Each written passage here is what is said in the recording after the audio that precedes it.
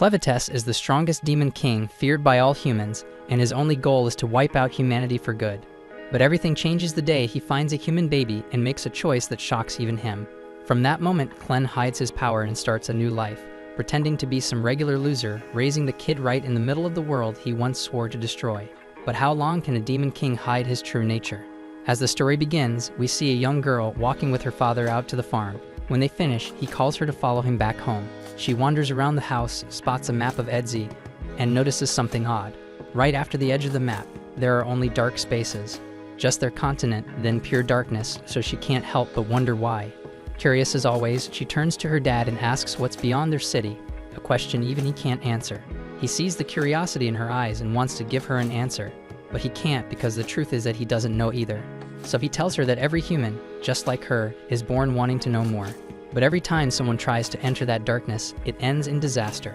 He explains that in those dark lands, there are 4 demons. Each one guards the west, east, north, and south of Ethia. Every team that's gone out to see what lies beyond has been wiped out, completely destroyed. She's shocked to hear this and wonders if it's really that dangerous, but still, it doesn't change how she feels. Her father tells her that until the demons are gone, no one can discover what's out there. Every problem should have a solution, but this one seems impossible. Then he explains that only heroes with special treasures have a chance.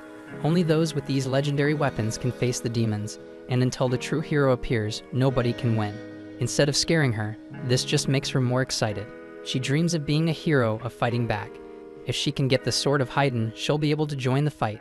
When the heroes win, they'll finally see the world beyond the map and uncover what's hiding in those dark places. Years go by, and Alicia grows up. She's no longer a child, she's now one of the chosen heroes. She opens her eyes in the truck that's carrying her to the edge of the city. She grips the chain around her neck and tells her father the time has come, and she's ready to fight for her city. And she's not alone. Other heroes are heading out with her. As the journey continues, the group starts to talk and slowly introduce themselves along the way. There are a few notable figures among them, like Minark, who carries the Golden Utopia treasure and simply says he doesn't know where he's from. They all look over at Alicia and ask her to introduce herself, clearly surprised to see a woman among their ranks, but Alicia doesn't bother to respond or say a word about herself. The carriage keeps rolling until they reach the edge of the territory, where Stefan, known for wielding the Pegasus treasure, warns the group that they're getting close. Some of the others quietly whisper among themselves that Stefan is actually the strongest one in the whole group, which is why he acts like he is the leader. Suddenly, the carriage comes to a stop, and the driver tells them it can't go any farther. Everyone prepares to get down, but before they'd even set foot on the ground, a sudden attack by demons catches them off guard, and in the chaos, several drivers are killed right away. Stefan yells for everyone to get out and fight back. They all rush out, and Stefan immediately divides the squad into smaller groups. The archers and lancers quickly jump into action, while Stefan tells the rest that he's going to team up with Alicia to take on the remaining enemies. Alicia, carrying the rock-swallowed treasure, joins Stefan in the battle. She's powerful and charismatic, but what stands out most is how sharp and aware she is of everything happening around her, never missing a detail. Then we see that standing on a mount in front of them is one of the demon lords, who begins speaking about the world being born from chaos. He admits that if the world itself is born of chaos, then he must be as well, and maybe he's right. The fighting gets even more intense as all the heroes leap and push their way through hills and over rocky ground, making their way up to the top of the mountain. Stefan, excited and ready for the challenge, is determined to live up to his reputation as the most intelligent one among them. He tells the group that today is the day they'll be recognized as true heroes, and they have to prove to everyone who chose them that they really are strong enough. Finally, when they reach Luna Mountain, the demon lord steps forward and shows himself.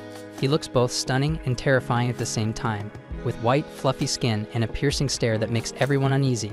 This is Clevatess of the Moonlight, the ruler of the far southern end of Ethia. Stefan is momentarily thrown off, and even he admits just how frightening this enemy really is. But despite the fear, this is exactly what they came for. They're here on a mission, they're not alone, and together they're determined to make the legend a reality. But just as Stefan braces himself to attack, Clevatess suddenly launches a strike from a distance, hurling Stefan into the side of the mountain and killing him instantly. And unfortunately, that was the end of Stefan. Everyone stands there frozen, shocked as hell because Clevatess didn't even move an inch, and Stefan's already dead. One of the other heroes tries to step up and take charge, shouting at everyone to get it together and fight back. But Alicia isn't rushing in like the rest. She's scanning the mountain, looking for anything that might give them an edge.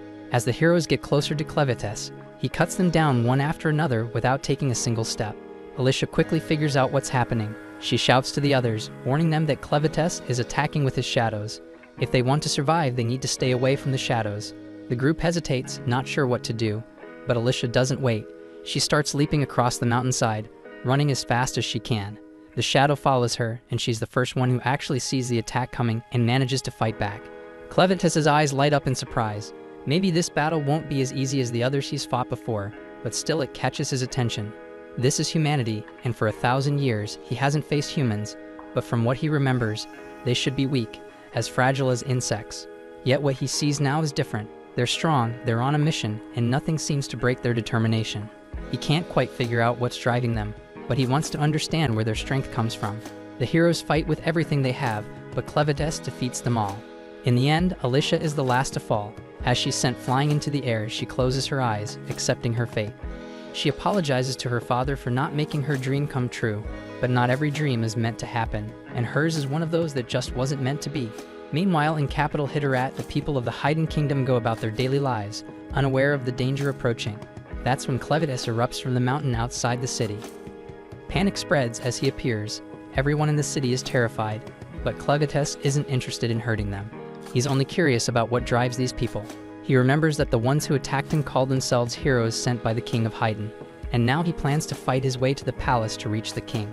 The villagers panic and run for safety while the knights rush into action, bringing out their archers to launch an attack. But Clevatess doesn't attack them in return. Instead, he soars above the rooftops, heading straight for the palace, determined to discover what lies at the heart of their resolve. The knights strengthen the security at the palace gates and fire a volley of arrows at Clevatess, but none of their shots come close to hitting him. He watches their attacks, unfazed, and quickly realizes they're not as strong as he expected. They're still weak, and nothing they do can harm him. With a single swing of his arm, he smashes the palace wall to the ground. The knights quickly realize the situation is out of their control, so one of them rushes off to warn the king that the Demon King has attacked. The king doesn't seem surprised. For the Demon King to reach the city, there can only be one reason: the heroes have failed. He rises from his throne and moves toward the only thing he has left to protect, the legendary blade of Haydn, Mana Hitterate. The knight insists that a demon has invaded the city and can't be stopped, urging the king to hide. But if the demon truly is unstoppable, the king reasons there's no point in running because no matter where he goes, the demon will find him. The knights keep fighting, launching fire and arrows at Clevatess, but he knows none of it will make a difference. Still, he remembers how Alicia's sword managed to wound him, even if just a little. It proves that if humans are left unchecked, they can eventually grow stronger and become a threat. He never approached human territory, but now they're after his land, and for him, that's reason enough to fight back. The king approaches the door to defend the sacred blade, but as he opens it, Clevatess appears right in front of him. With one look at the crown and the clothes, Clevatess instantly knows he's facing the king. He calls it out, speaking clear human language, and that throws the king off because a demon shouldn't be able to talk like them. The king is shocked, asking how a damned beast like him can even speak their tongue. But Clevatess just tells him to watch his filthy mouth because he's the only one with the power to save humanity. He has a few questions, and the king's answers will decide if all of humanity survives or gets wiped out. By all humanity, Clevatess doesn't just mean Haydn's people, but also those of Duns, Orgates, Sledens, and Benti. His questions are direct. Who are humans? What defines their character? What is their true motivation? And why do they want to attack the Demon Kingdom? The king refuses to give any answers to a demon and only says that a beast could never understand. Clevatess doesn't bother asking again, and he simply takes off the king's head. Clevatess turns away, convinced now that humans are a threat and must be wiped out. He decides that, to destroy all of humanity, he'll need a team by his side, and he's willing to take his time building it. As he walks off, the sound of a crying baby catches his attention. Lying nearby is a mother barely alive, holding her child with the last of her strength. Clevatess comes closer, uninterested at first when he sees it's just a human baby. But then, the mother speaks. She begs him and pleads for him to save her child. He's taken aback and wonders if she even knows who the hell she's asking, because she's begging the very source of her people's suffering. He tells her straight out that he's here to destroy humanity, and if she needs to blame someone for the baby's death, she should blame the child for being born human. But the dying woman refuses to back down and insists that no child ever gets to choose what they're born as. He doesn't care, but still he tells her she wants him to spare the baby, she should give him a reason. The woman, running out of strength, says she can't prove the child's worth now, but she's certain the child will prove it when he grows up, and with that, she dies. Clevatess picks up the child, and he isn't convinced, but since she was so sure, he decides he'll wait and see if this human is any different. After all, it won't take him long to watch a child grow. Elsewhere in this massive kingdom, we learn that there are 5 human races living in the world. First are the Duns, the most numerous. Next come the Orgites, known for their bravery and the horns on their heads. Then there are the Slatans, who are mostly introverted and don't interact much with others. After that are the Benti, who look a lot like demonic bandits but have incredible strength. Finally, there are the Hydanians, the oldest and the most mysterious and wisest of all. They have the unique ability to craft weapons from arcanocite, but only the royal family knows the secret technique. Because wisdom is what the Hydanians value most, they've spent years selling their weapons to the Duns. These deals have led to all kinds of adventures and partnerships between the two races, resulting in plenty of mixed bloodlines. Still, pure Hydanians are extremely rare. And outside the massive kingdom, where all these races live, wild dark beasts roam the land. Then we see back in the Luna Mountains, the massive 9-tailed beast Clevatess fends off a pack of smaller monsters that are about to gobble the baby. Terrified and helpless, the baby bursts into tears, and Clevatess is honestly concerned the child won't last long at this rate. He wraps his tails around the baby, trying to figure out how to get this loud enough to calm down. For a moment, he places the tip of his claw on the baby's head, and just like that, the baby falls asleep. Watching over the child, Clevatess thinks to himself that it's only a matter of time before the kid drops a poop bomb. Sure enough, not long after, the baby wakes up, starts wailing, and as expected, makes a mess. Annoyed, Clevatess scoops up the child and heads out to solve the problem. And the best he can come up with is tossing the kid in a damn pit. But it's not as bad as it sounds because it's just a pit full of bugs, harmless ones that actually eat poop. And while the bugs dig into the delicious meal, Clevatess blurts out his ridiculous idea that humans supposedly reach adulthood in just a matter of nights. He thinks back to where he found the baby and realizes he doesn't even know who this kid really is, and he blames his own soft heart for turning back to pick up the child in the first place. But it's too late for regrets. Now he's stuck with a human baby, and his pride as Lord of the Dark Beasts won't let him drop the kid off anywhere, so he decides he'll just have to raise the kid himself. But he has no idea what the hell to do next. He knows he can't raise the child alone because humans need to eat, and he has zero experience with this. Thinking fast, he looks at the bodies left behind from the recent battle and decides to revive Alicia.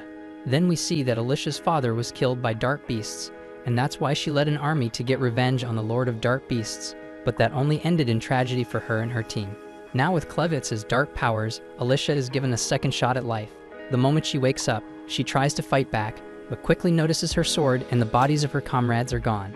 Clevatess tells her, almost bragging, that he brought her back to life using his dark power, so she's basically a walking corpse now. After hearing that, she looks down at herself stunned and horrified. But then she gets more confused about how the hell Clevatess speaks their language so well. But then deep down, she's still a little bit relieved to realize she's the only one left alive. Right then, Clevatess orders Alicia to reveal her fun bags. Shocked, she immediately thinks the Lord of Dark Beasts is making some kind of pervy advances on her, and her mind starts to run wild. But before she can react further, he interrupts her dirty thoughts and explains it's because the baby is hungry. He orders her to ditch the armor and get her melons out now. And because he'd used dark magic to revive her, she's forced to obey, even though she's frustrated and embarrassed. She slowly lifts her top and does what he asked, only to discover that, unsurprisingly, she doesn't have any milk at all.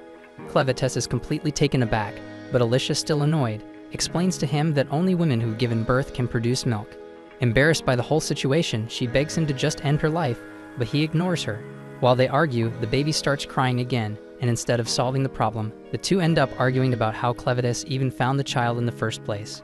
Tired of the pointless conversation, Clevatess orders her to come up with a way to feed the baby. Even though Alicia knows nothing about raising a child, she admits they need a woman who can actually nurse the baby. The next problem is how do they find one, so she tells him they'd have to hire someone, but that requires money, and Clevatess of course is completely broke. But Alicia points out that with all the arcanocite in the cave, they could easily make some cash. While he's thinking this over, Alicia contemplates attacking him, but with no weapon, she has no choice but to stand by. After a quick pause, Clevatess agrees to find a woman who can feed the baby. He's about to leave the cave when Alicia points out the obvious. He can't just walk into town in his current form because he'd terrify everyone he saw. Alicia then offers to take the baby herself, but Clevatess refuses to let the child out of his sight. So instead, he transforms himself into the form of a human boy. While his disguise is pretty convincing, his 9 tails are still swishing behind him. He quickly pulls the tails into a shadow underneath, but one small horn stays on his head.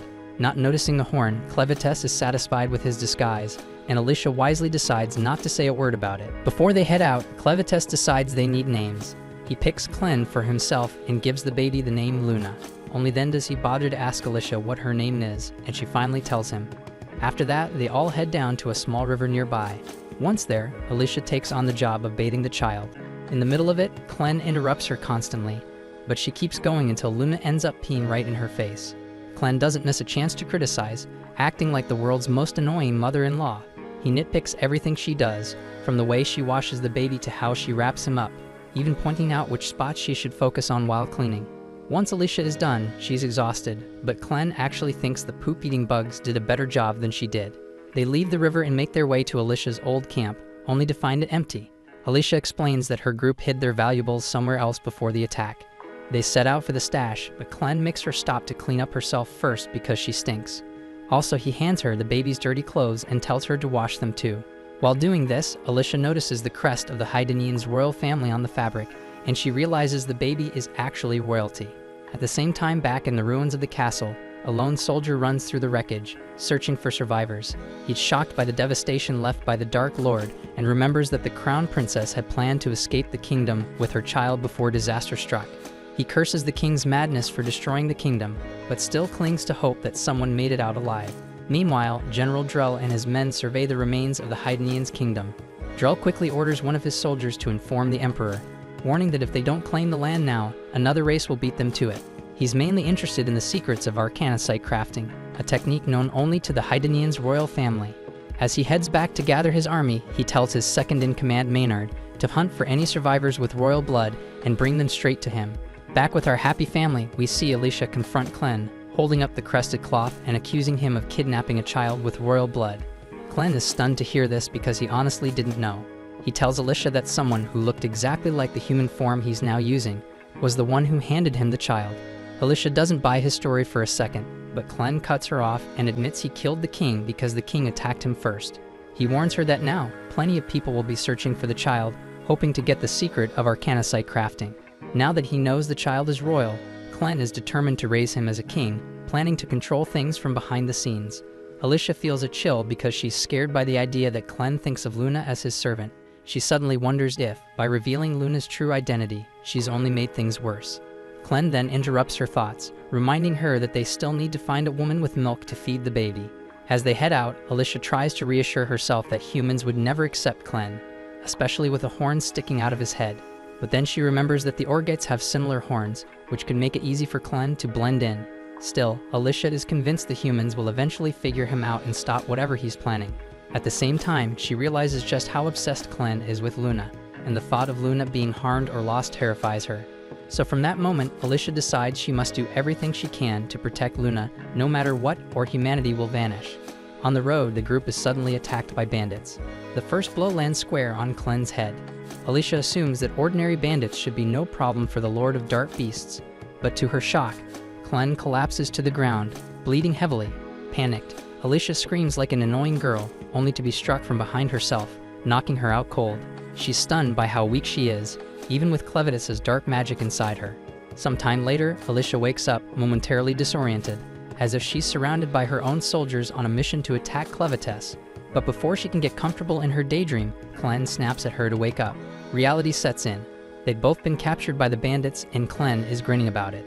They realize they were all crammed into the bandits' crappy wagon, with a bunch of other sorry souls who'd gotten caught too. Somehow, Clen was just sitting there, little Luna snoozing in his arms, wearing this ridiculous grin that only made Alicia's nerves shoot through the roof. She glances at Luna sleeping quietly and asks Clen how in the hell he managed to calm the kid down. Clen replies that Luna was indeed crying earlier, but thanks to the gentle rocking of the carriage, she's quiet now. Alicia pushes her way past the other miserable captives until she's close enough to whisper sharply at Clen, demanding to know why he, the badass, legendary Demon King, let himself get caught so easily. She figures his sudden makeover must have weakened him so much that some random asshole knocked him out with a single hit. Clen chuckles, admitting that she's almost right. Apparently, when he transformed into this scrawny-ass human disguise, it accidentally made his body as fragile as a damn toothpick. He didn't see that coming, so when someone cheap-shotted him from behind, he went lights out immediately. Basically, his natural defense system is now about as effective as a wet napkin, but luckily he can still power up his defenses if he really needs to. So Alicia wonders why Clen hasn't busted their asses out yet. Clen calmly explains that since he's now undercover as a human, He intends to keep his true badass Demon King powers under wraps until Luna is old enough to inherit the throne. Besides, he actually wants to let things play out so he can learn more about humans, especially why these innocent schmucks got kidnapped in the first place. Alicia stares at him like he's an idiot before bluntly explaining to his clueless brain that they've obviously been captured by bandits, who probably plan to sell their unlucky asses off to slave traders. Anyway, she quickly begs Clen not to judge all humans based on these thieving scumbags, because bandits are literally the bottom of humanity's barrel. Not long after, the carriage pulls up at the bandits' rundown base, and they're immediately split into two groups, men on one side, women and kids on the other. One of the captives suddenly makes a run for it, clearly sick of this bullshit. So Dagarn, one of the bandit leaders, watches the idiot sprint away, smirking smugly, knowing the guy just signed his own death warrant. Sure enough, another bandit casually hurls a dagger at the fleeing guy, impaling him straight through the back and dropping him faster than a sack of potatoes. With that moron permanently out of commission, Dagarn calmly warns the remaining fresh meat not to try anything similarly stupid unless they want a blade decorating their spine too. Then his attention shifts straight to Alicia. He orders her to follow him, and before she can even protest, he roughly drags her off toward his room, intent on getting to the bottom of her melon. Clen then stands uncertainly until a woman named Karma, who appears to be in charge of handling the women and children section of this lovely human trafficking operation, notices him spacing out. Spotting Luna in his arms, Karma calls over her servant Neru, whose messed up job is basically daycare for kidnapped infants. Then we learn that the bandits' hideout is located in an abandoned quarry, and deep at the bottom of this sketchy-ass pit lies a mysterious pool of water, and at the very bottom of that pool sits a legendary red blade. Of course, it's guarded by something nasty as hell, probably a monster strong enough to rip anyone's face off. Anyway, turns out Dagarn isn't exactly the creep I thought he was, because he just drags Alicia straight to Vroko, the asshole currently playing leader of the Crows in place of their real boss Zazak. Apparently, Vroko staged a little coup, stealing the top dog position, and nobody's dumb enough to complain since his pet beast Betty is a literal murder machine capable of turning anyone into ground beef. Alicia recognizes Betty immediately as a vicious western demon and is stunned that a dumbass like Vroko actually managed to tame it. Vroko casually chats with Betty, who complains that she's bored and wants to play with a human guy. With a twisted grin, Vroko tells her to help herself to either one of the unlucky bandit morons who brought Alicia over. But before Betty picks her unlucky chew toy, Vroko finally reveals why he summoned Alicia. Obviously, his goons snatched the magic crystals Alicia grabbed from Clen's crib, and Vroko knows exactly that they're from Mount Moon, the lair of Big Bad Clevatess. Considering this, plus the fact Alicia didn't immediately shit herself at Betty's presence, Vroko deduces she's one of the 13 heroes from Haydn sent on a suicide mission to take out Clevatess. Assuming Alicia was headed back to Haydn loaded with these crystals, Vroko decides to drop a bombshell. The royal capital of Haydn has already been annihilated by Clevatess. But this little apocalypse isn't exactly bad news for Vroko's crooked business. He proudly flashes a reddish sword, claiming it's a mana hiterite blade, which only Haydn royalty know how to craft. Of course, Vroko's sword is faker than a $3 bill,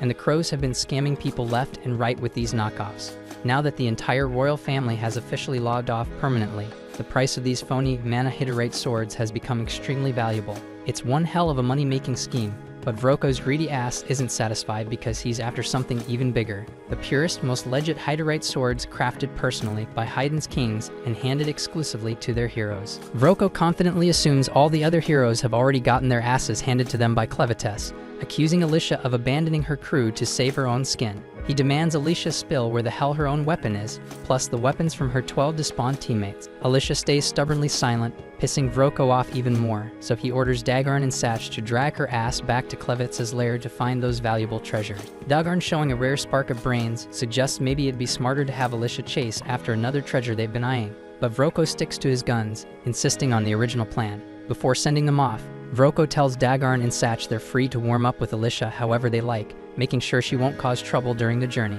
At the same time, Clen's found himself working as a waiter at the shitty little inn run by Karma. Watching the bandits trying to flirt with Karma makes Clen silently gag, genuinely wondering how these sleazy bastards manage to exist without spontaneously combusting from their own shittiness. On the other hand, Neru is busy feeding Luna her legendary milk, while also doubling as a waitress, and sadly the customers constantly abuse the hell out of her. Clen patiently serves meat to these low-life thugs, impressing the idiots with his strangely obedient demeanor. Karma, however, feels uneasy around Clen. Everyone here just assumes he's some kind of ogre because of his horns, but his pale-ass skin and ice-cold killer stare don't quite fit that profile. Suddenly, two particularly disgusting bandits decide to harass Neru, dragging her off somewhere private for their twisted entertainment. They spend all night torturing her, leaving her bruised and battered. But Neru stays quiet, silently enduring the abuse. And once those scumbags are finally done, she limps quietly back into the inn to feed Luna again like nothing happened. A few moments later, the same two bastards who brutalized Neru suddenly start feeling dizzy and weak as hell.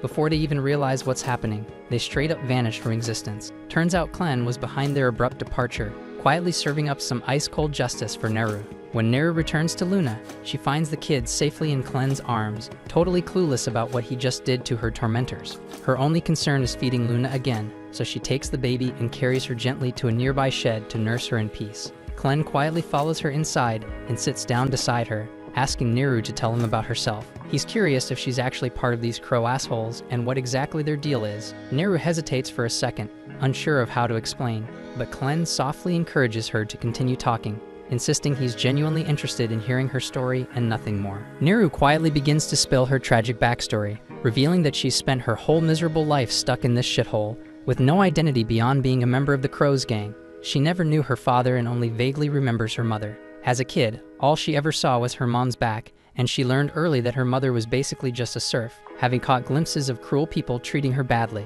When she was 12, her mom suddenly disappeared without a trace. Neru never found out whether her mom died or just bolted to escape this hell, but she quickly learned what her mother had shielded her from. The same night her mother vanished, some of the crows stormed into her room while she ate and harmed her severely. From then on, life turned into a relentless nightmare. The vicious men slapped her daily, treating her worse than livestock, until Karma eventually stepped in. Karma took pity on Neru, bluntly explaining that if she learned to make them happy, they might actually leave her alone for a bit. That night, Neru decided to follow Karma's terrible advice and started learning how to do what she had to survive.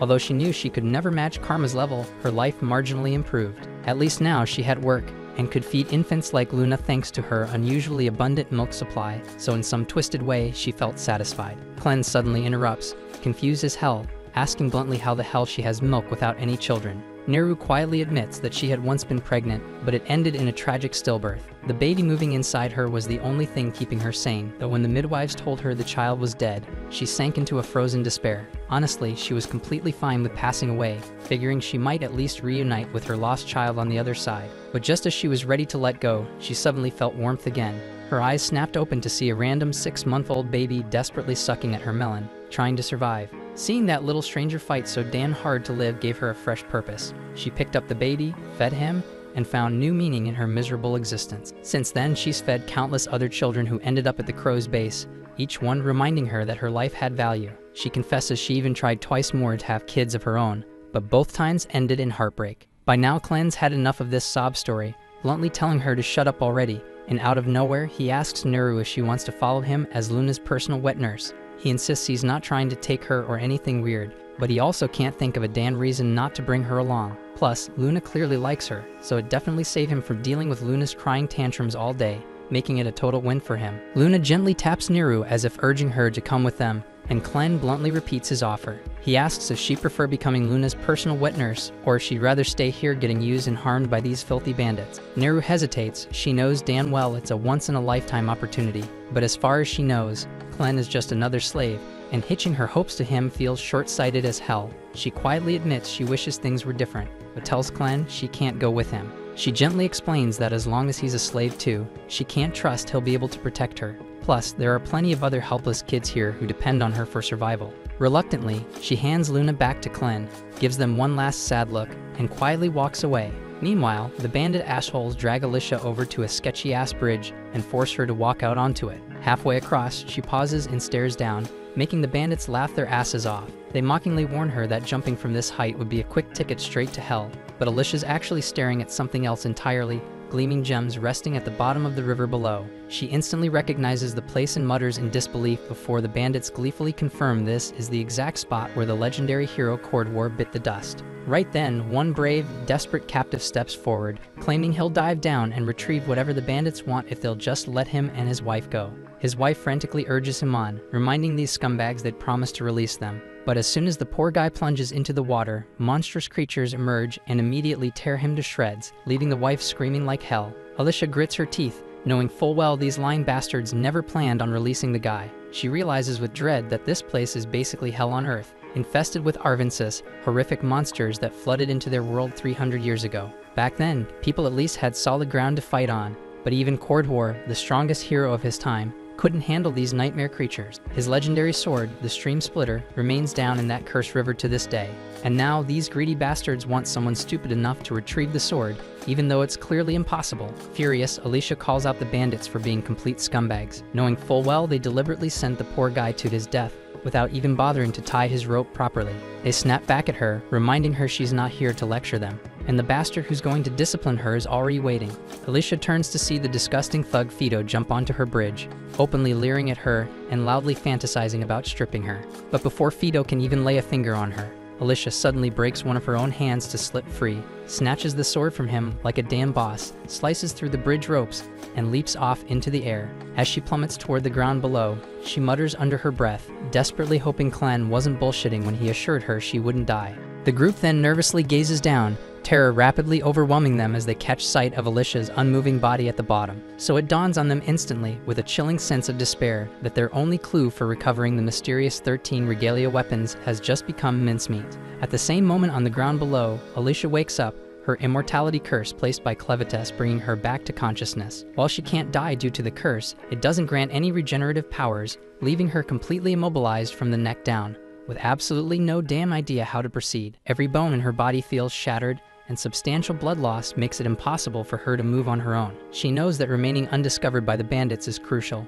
so she desperately struggles until her spilled blood begins floating upward, summoning Clen to appear before her. Surprised by Clen's unusually small form, Alicia learns that his current size is due to his manifestation from the blood magic sustaining her immortality. Clen explains that this magical blood is essential to her survival. If she completely bleeds out, she'll truly die. But if Alicia continues proving useful, Clen promises to replenish all of her blood, enabling her body to heal fully from the injuries. Relieved by this assurance, but noticing Clen hasn't begun the healing yet, Alicia asks why he's hesitating. Clen assures her he will heal her, but first needs her insight on something. He recently identified Neru as the ideal candidate to serve as Luna's wet nurse, despite Clen, even with his demonic senses, recognizing the severe mistreatment Neru suffers here. When he offered her a chance at escape to a far better life as Luna's caretaker, she shockingly refused him outright. Clen seeks Alicia's understanding of why Neru rejected such a beneficial proposal. Alicia surmises Neru likely views Clen as powerless, a slave incapable of fulfilling his promises. Bandit groups like theirs never willingly let anyone leave, relentlessly hunting down any escapees. Having grown up in such a harsh environment, Neru probably believes freedom is an impossible dream. Clen asks Alicia if there's any solution to this problem, and Alicia suggests that the simplest option would be eliminating all the bandits in the base. Without anyone left to chase after Neru, she'd be much more inclined to accept Clen's proposal. Alicia points out that with Clen's immense power, wiping out the entire bandit group should be easy, but Clen refuses, concerned about drawing unwanted attention. He can't afford to reveal his absence from the mountain, fearing others might seize the opportunity to attack Clevatess's territory. Instead, Clen insists Alicia should handle it, reasoning it wouldn't be unusual for a hero like her to eliminate a group of bandits during her journey. Alicia attempts to argue back, but Clen interrupts and insists she carry out the task, immediately flooding her body with magic-infused blood to restore her strength. Soon afterward, the bandits arrive at the bottom of the cave to locate Alicia's body. They're horrified to witness her body contorting unnaturally, bones snapping back into position and tissues rapidly mending, subjecting Alicia to unimaginable pain. Eventually, her body fully heals, leaving her completely restored. The bandits are astonished by her survival but quickly shift their focus, believing they can still force Alicia to guide them to the 13 regalia. Aware of her hero status, they proceed cautiously but feel confident in their numbers. One eager bandit foolishly charges ahead alone, striking Alicia's shoulder. However, compared to her recent agony, this blow feels insignificant. So Alicia swiftly seizes his arm, delivers a powerful punch to his face, and claims his sword and eye patch. Despite her reluctance to fight, she recognizes the bandits as irredeemable threats who must be eliminated. With Alicia handling the bandits, Clen now focuses on locating Neru and convincing her that escape is genuinely possible. In the meantime, Naru goes back to the tavern, greeted by a worried Karma. Karma expresses concern over the constant abuse Naru endures, frustrated by her own inability to stop the bandits. Naru deeply appreciates Karma's kindness, but acknowledges the workload awaiting them, prompting Karma to gently ask Naru to start washing the dishes. Karma sees Naru seems unusually cheerful for someone who just got roughed up and quietly asks if something good happened to her. Naru hesitates, not exactly calling it good, but admits it made her feel happy. She curiously asks Karma if she knows anything about the outside world, catching Karma completely off guard, because Neru has never shown interest in that topic before. Karma cautiously questions why Neru would want to know, so Neru shyly explains she was born in this camp and has no idea what it's like out there. But Karma was brought here from outside, meaning she must have some stories to share. Karma quietly acknowledges she does know about the outside world, but admits they aren't pleasant memories. Like most women who ended up here, their homes were either destroyed, or they simply never had homes in the first place, making their past lives something they rarely discuss. Curious and a bit concerned, Karma asks why Neru suddenly cares about the outside, so Neru innocently replies that someone asked if she wanted to leave. Instantly furious, Karma slaps the shit out of her and scolds her harshly for saying something so dangerous out loud, especially with bandits still hanging around the tavern. To these bandits, they're disposable slaves who can be tossed aside whenever they're no longer usable. This is why all the girls had always stuck together and looked out for one another. And if Neru wants to survive here, she can't afford to say such careless things like that. Right at that tense moment, Vroko walks into the tavern, clearly having overheard their conversation, instantly making Karma anxious about what might happen next. Nervously, she tries to act casual, asking Vroko what brings him down here since he rarely visits the tavern. Vroko calmly replies he's heard there's a baby around and came to check on it. Karma quickly nudges Neru, asking her to tell Vroko where Luna is. Neru casually says the baby was in the stables last time she checked, and Vroko announces he'll go take a look himself. However, just as he's about to leave, Vroko suddenly orders Neru to come with him, and Karma's blood immediately runs cold. She can tell by his tone exactly what that means, and it can't possibly be good. Karma desperately tries to speak up for Neru, but since she holds no power here, there's nothing she can actually do. Neru, clueless about what's awaiting her, obediently follows Vroko. Once they're gone, Karma angrily slams her hands on the table, overcome with guilt and frustration. Neru was the only one around who could feed the babies, but Vroko clearly didn't care less. Karma tries convincing herself there's nothing she could have done and bitterly tells herself that Neru brought this fate upon herself by openly talking about escape in front of Vroko. But no matter how much she rationalizes it, she can't shake off the heavy guilt weighing down her heart. Right then, Clen walks in carrying Luna, startling Karma since she hadn't heard him approach. She quickly calms down, figuring he must have come by to let Luna nurse. Regretfully, Karma tells him that Neru was taken away and likely won't be returning. She hates it, but that's just how things are around here. Clen doesn't understand what Karma means and demands she clarify immediately. Seeing the intensity in Clen's eyes, Karma quickly realizes he's dead serious about ensuring Neru's safety. At the same time, Vroko guides Neru down a hidden stairwell into an area she never knew existed. Despite spending her whole life in this camp, Neru is fascinated as Vroko explains that these tunnels were once part of a massive magic ore mine. Magic ores have tons of applications. Even the lamp Vroko carries is powered by magic ores blended with insect oil to create its flame. Before turning into a bandit, Vroko spent a lot of time researching magic ores and how to mix them with different liquids to produce unique effects. And as he casually mentions this, Neru notices skulls scattered on the floor, but Vroko, with a wicked smile, dismissively claims they're merely rat bones, assuring her it's nothing to worry about. Suddenly, Vroko extinguishes the lamp, plunging the tunnel into complete darkness. Neru instantly panics, desperately begging him to turn the light back on. Vroko calmly complies, and when the flame flickers back, Neru is horrified to discover Betty, Vroko's pet monster, towering right behind her, looking so damn hungry. Proudly, Vroko explains his research led him to a special mixture that grants control over demons like Betty. This discovery is precisely why he's now the leader of this ruthless bandit gang. And as the leader, he can't afford to let someone like Neru live after openly expressing her wish to escape. Thus, he's decided that Betty will handle Neru's execution personally. Reality hits Neru hard as fear surges through her, and she frantically tries to escape. So Vroko coldly gives Betty the order, and the monster swiftly begins pursuing Neru.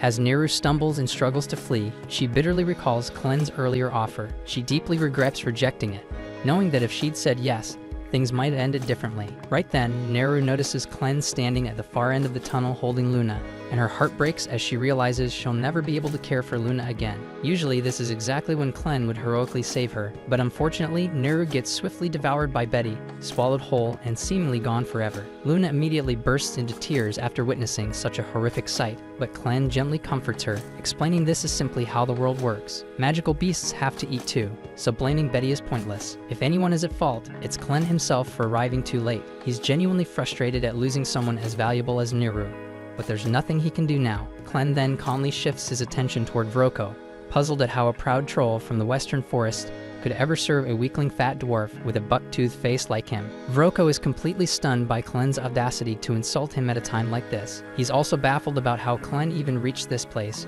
but ultimately, it doesn't matter. Angry, he commands Betty to consume Clen as well, but shockingly, Betty refuses to move. Vroko looks up at his usually obedient monster, only to be met with a sight he's never seen before. Betty trembling in pure terror. In fact, she's so frightened that she involuntarily vomits up Neru, who emerges badly burned by stomach acid and missing both an arm and a leg. Despite the horrific injuries and disfigurement, Neru somehow clings to life. Without hesitation, Clen swiftly neutralizes the acid covering Neru's body and gently places Luna beside her, letting him offer comfort during her final moments. He then discreetly sends one of his shadows to quietly carry both Luna and the severely injured Neru away, while Vroko is distracted. When Vroko turns back to confront Clen again, he's utterly shocked to discover that Luna and Neru have disappeared. Confused and enraged, Vroko assumes Clen must have used some form of magic. But amusingly enough, Clen himself has absolutely no idea what magic even means. Vroko assumes Clen is pretending not to know what magic is, because magic is the only possible explanation for all the weird stuff he's been doing. Basically, magic involves mixing magic stones with other strange ingredients to create special effects. For example, this weird drug hidden in Vroko's coat is made from magic stones, a few rare herbs, and the larvae of a nasty parasitic fly. When someone inhales it, they become dumb as hell. Except for Vroko himself, obviously. That's exactly how he made Betty so obedient in the first place. Without hesitation, Vroko tosses the drug into the fire, causing a vapor to spread quickly through the air. The moment Betty inhales it, her mind goes blank, and she charges straight at Clen in a rage-fueled frenzy. Clen's fragile human body gets smacked around like a ragdoll, since he can't fully access his true power in this form. While he flies through the air, bouncing painfully off the cave walls, the only thing running through his head is how furious he is at Alicia for not warning him about this whole magic thing. Speaking of Alicia, she's currently busy slicing through bandits like they're discount meat, already having dropped 8 of them. Unfortunately, there's still a whole mob left to deal with, and the cheap sword she swiped off the first bandit has already snapped in half. She realizes she'll need a way better weapon if she's going to finish off this entire gang, so she makes a break for the flooded part of the cave. Around 50 angry bandits are still chasing her, and even though she's immortal, exhaustion is a very real problem. If her energy runs out before the bandits do, she's seriously screwed. Alicia finally reaches the flooded area. There's already a pack of hungry monsters swimming at the surface, ready to snack on her. Jumping straight in would be suicide, so instead, she rushes up the wooden scaffolding, luring as many bandits after her as possible. Once a big group has followed her up, Alicia swiftly slices the ropes holding the scaffolding together, sending the screaming bandits crashing into the water below. With so many bandits suddenly flailing in the water, the monsters lose their minds and start tearing into them, enjoying a full-on buffet. While everyone is busy getting eaten, Alicia hides herself inside a nearby barrel. Since suffocating to death isn't a problem for her, she patiently waits as the barrel sinks into the depths, bringing her safely down to the bottom of the lake, exactly where the legendary sword awaits. However, successfully holding her breath for the entire descent turns out to be far tougher than Alicia had imagined, and before long, the unbearable pressure combined with the brutal oxygen deprivation hits her exactly as she dreaded. Her entire body becomes paralyzed under the merciless water pressure, and despite knowing full well she's immortal and can't genuinely drown, resisting the desperate urge to shoot back up to the surface is absolute hell. After what feels like an eternity, she finally smashes against the ground, stumbling out of the barrel in a disoriented daze. Instantly, the crimson glow of the legendary sword catches her eye, shining faintly in the darkness, and she immediately drags herself toward it, despite her muscles screaming from exhaustion. Alicia knows damn well that once she grabs that sword, she'll gain a massive power-up, and hauling herself out of this hellhole will become a piece of cake. But just as she's about to catch it, an enormous blood-red eye opens directly in front of her face, and only then does it dawn on Alicia that she's not actually standing on the lake bed, but right on the goddamn back of a colossal monster, which has just woken up thanks to her clumsy landing. The huge beast starts rising from its sleep, throwing Alicia around like a ragdoll in the violent currents. It hits her that this abomination is exactly why the legendary hero bit the dust down here. But she's not about to lose her focus now. Frantically, she lunges once more toward the sword, desperate to grasp its hilt. But right then, the enormous creature opens its cavernous mouth, creating a powerful suction that threatens to swallow her whole. Alicia can't fight the insane pull, but at the last possible second, she manages to snatch the sword just as the monster clamps its jaws shut on her arm. Pinned painfully between its jagged teeth, Alicia summons a surge of raw strength from the trusty power of flashback-fueled rage, and with a savage scream she shatters the monster's jaw. Finally free, she glares furiously into the beast's glowing eye as the legendary sword starts surging with power in her hands. Without missing a second, she swings it viciously, activating its water manipulation ability to launch herself forward at blistering speed. The gigantic monster immediately gives chase, and Alicia still can't quite wrap her head around the fact that something that freaking massive actually exists down here. She figures this nightmare must be one of the ancient ones, terrifying beasts from the dark ages who've slumbered undisturbed for thousands of years. Typically, these legendary monsters stay hidden away in the most unreachable corners of the continent, but this particular asshole apparently woke up thanks to the humans mining arcanasite here and ruining its beauty sleep. While processing all that insanity, Alicia finally sees the surface approaching, but the smaller monsters lurking there notice her as well. She's painfully aware that she'll need oxygen immediately if she's gonna have any chance of winning this messed up fight. But those hungry little bastards are already blocking her path. With a swift swing of her sword, Alicia propels herself upward, brutally slicing one of the beasts in half, and finally breaches the water's surface. The bandits stare in absolute disbelief, completely losing their shit at seeing Alicia alive again. But before she can even fully catch her breath, the enormous monster erupts out of the lake behind her. The sight of it sends the remaining thugs into a hysterical frenzy, and immediately the Ancient One unleashes hell, whipping out its massive tentacles and smashing everything in its path. Alicia has no choice but to dodge frantically and pull back, since even her best hits barely scratch the surface of this behemoth. It hits her quickly that even a legendary hero like her has no real chance going solo against a monster of this insane scale. Fortunately, the Ancient One decides to take out its rage on the panicked bandits instead, devouring most of them instantly. And the handful unlucky enough to escape its jaws end up shredded by the monster fish, leaving nothing but chum in the water. So Alicia figures her job here is officially done. Just then, she hears Clen's voice echoing in her head and glances around, searching for the bastard. He quickly tells her he's talking to her through telepathy, adding that while he can't clearly see what happened, the bloodbath he's sensing all around means she's obviously completed her mission. Alicia explodes at him through their mental link, cursing him out for not helping her when she was fighting for her damn life, but Clen shuts her off, calmly saying he's dealing with his own shitshow at the moment. Alicia struggles to imagine anything that could trouble someone like a demon lord, but Clen explains he's facing some weird technique he's never encountered before, and this human form he's wearing sucks way more than he expected. He complains that Alicia conveniently forgot to mention magic's existence to him, promising her that once she returns, he'll punish her accordingly.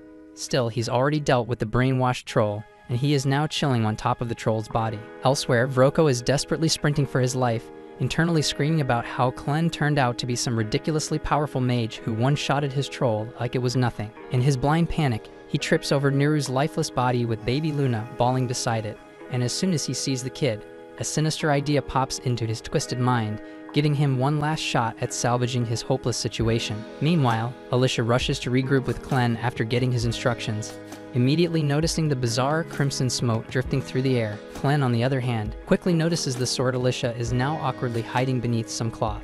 She bluntly informs him she's sure as hell not discarding the blade after nearly getting herself killed trying to get her hands on it. Clen could honestly care less about the sword right now though, because that strange red smoke is seriously messing with his senses. He irritably informs Alicia that although normal humans and animals seem unaffected, it's completely throwing him off balance as a demon lord. He can't smell a damn thing, his ears won't stop ringing, and frankly, he's pissed off. Clen growls in frustration, saying that if he reverted to his true form, he could obliterate the entire area and clear this irritating smoke instantly. But there's no way in hell he's going nuclear until he knows exactly where Luna is. Alicia immediately freaks out upon discovering that Luna isn't with Clen, but he quickly reassures her, saying the kid shouldn't have gotten far. He then demands Alicia spill whatever she knows about magic. She explains that only a handful of people can pull it off by channeling the hidden energy inside arcanasite. Alicia admits with frustration that she personally sucks at magic despite knowing some theory, and Clen bluntly calls her utterly useless. Alicia explodes, unleashing a torrent of curses at Clen, but he completely ignores her ranting and decides they need to move fast and locate Luna and Neru, acknowledging that there's a chance both of them could already be dead. Alicia's blood runs cold at hearing those chilling words, and she nervously asks Clen what he'd do if Luna really is dead. Without a hint of emotion, he responds that he'd immediately lose all interest in humanity, causing Alicia to realize in horror that this scenario would be humanity's absolute worst nightmare. Determined to save mankind from Clen's wrath, Alicia urgently starts searching for Luna, quickly stumbling upon a trail of fresh blood. She asks Clen if Neru had been bleeding, and he confirms it. Alicia guesses that either Neru's dragging herself along or somebody's pulling her.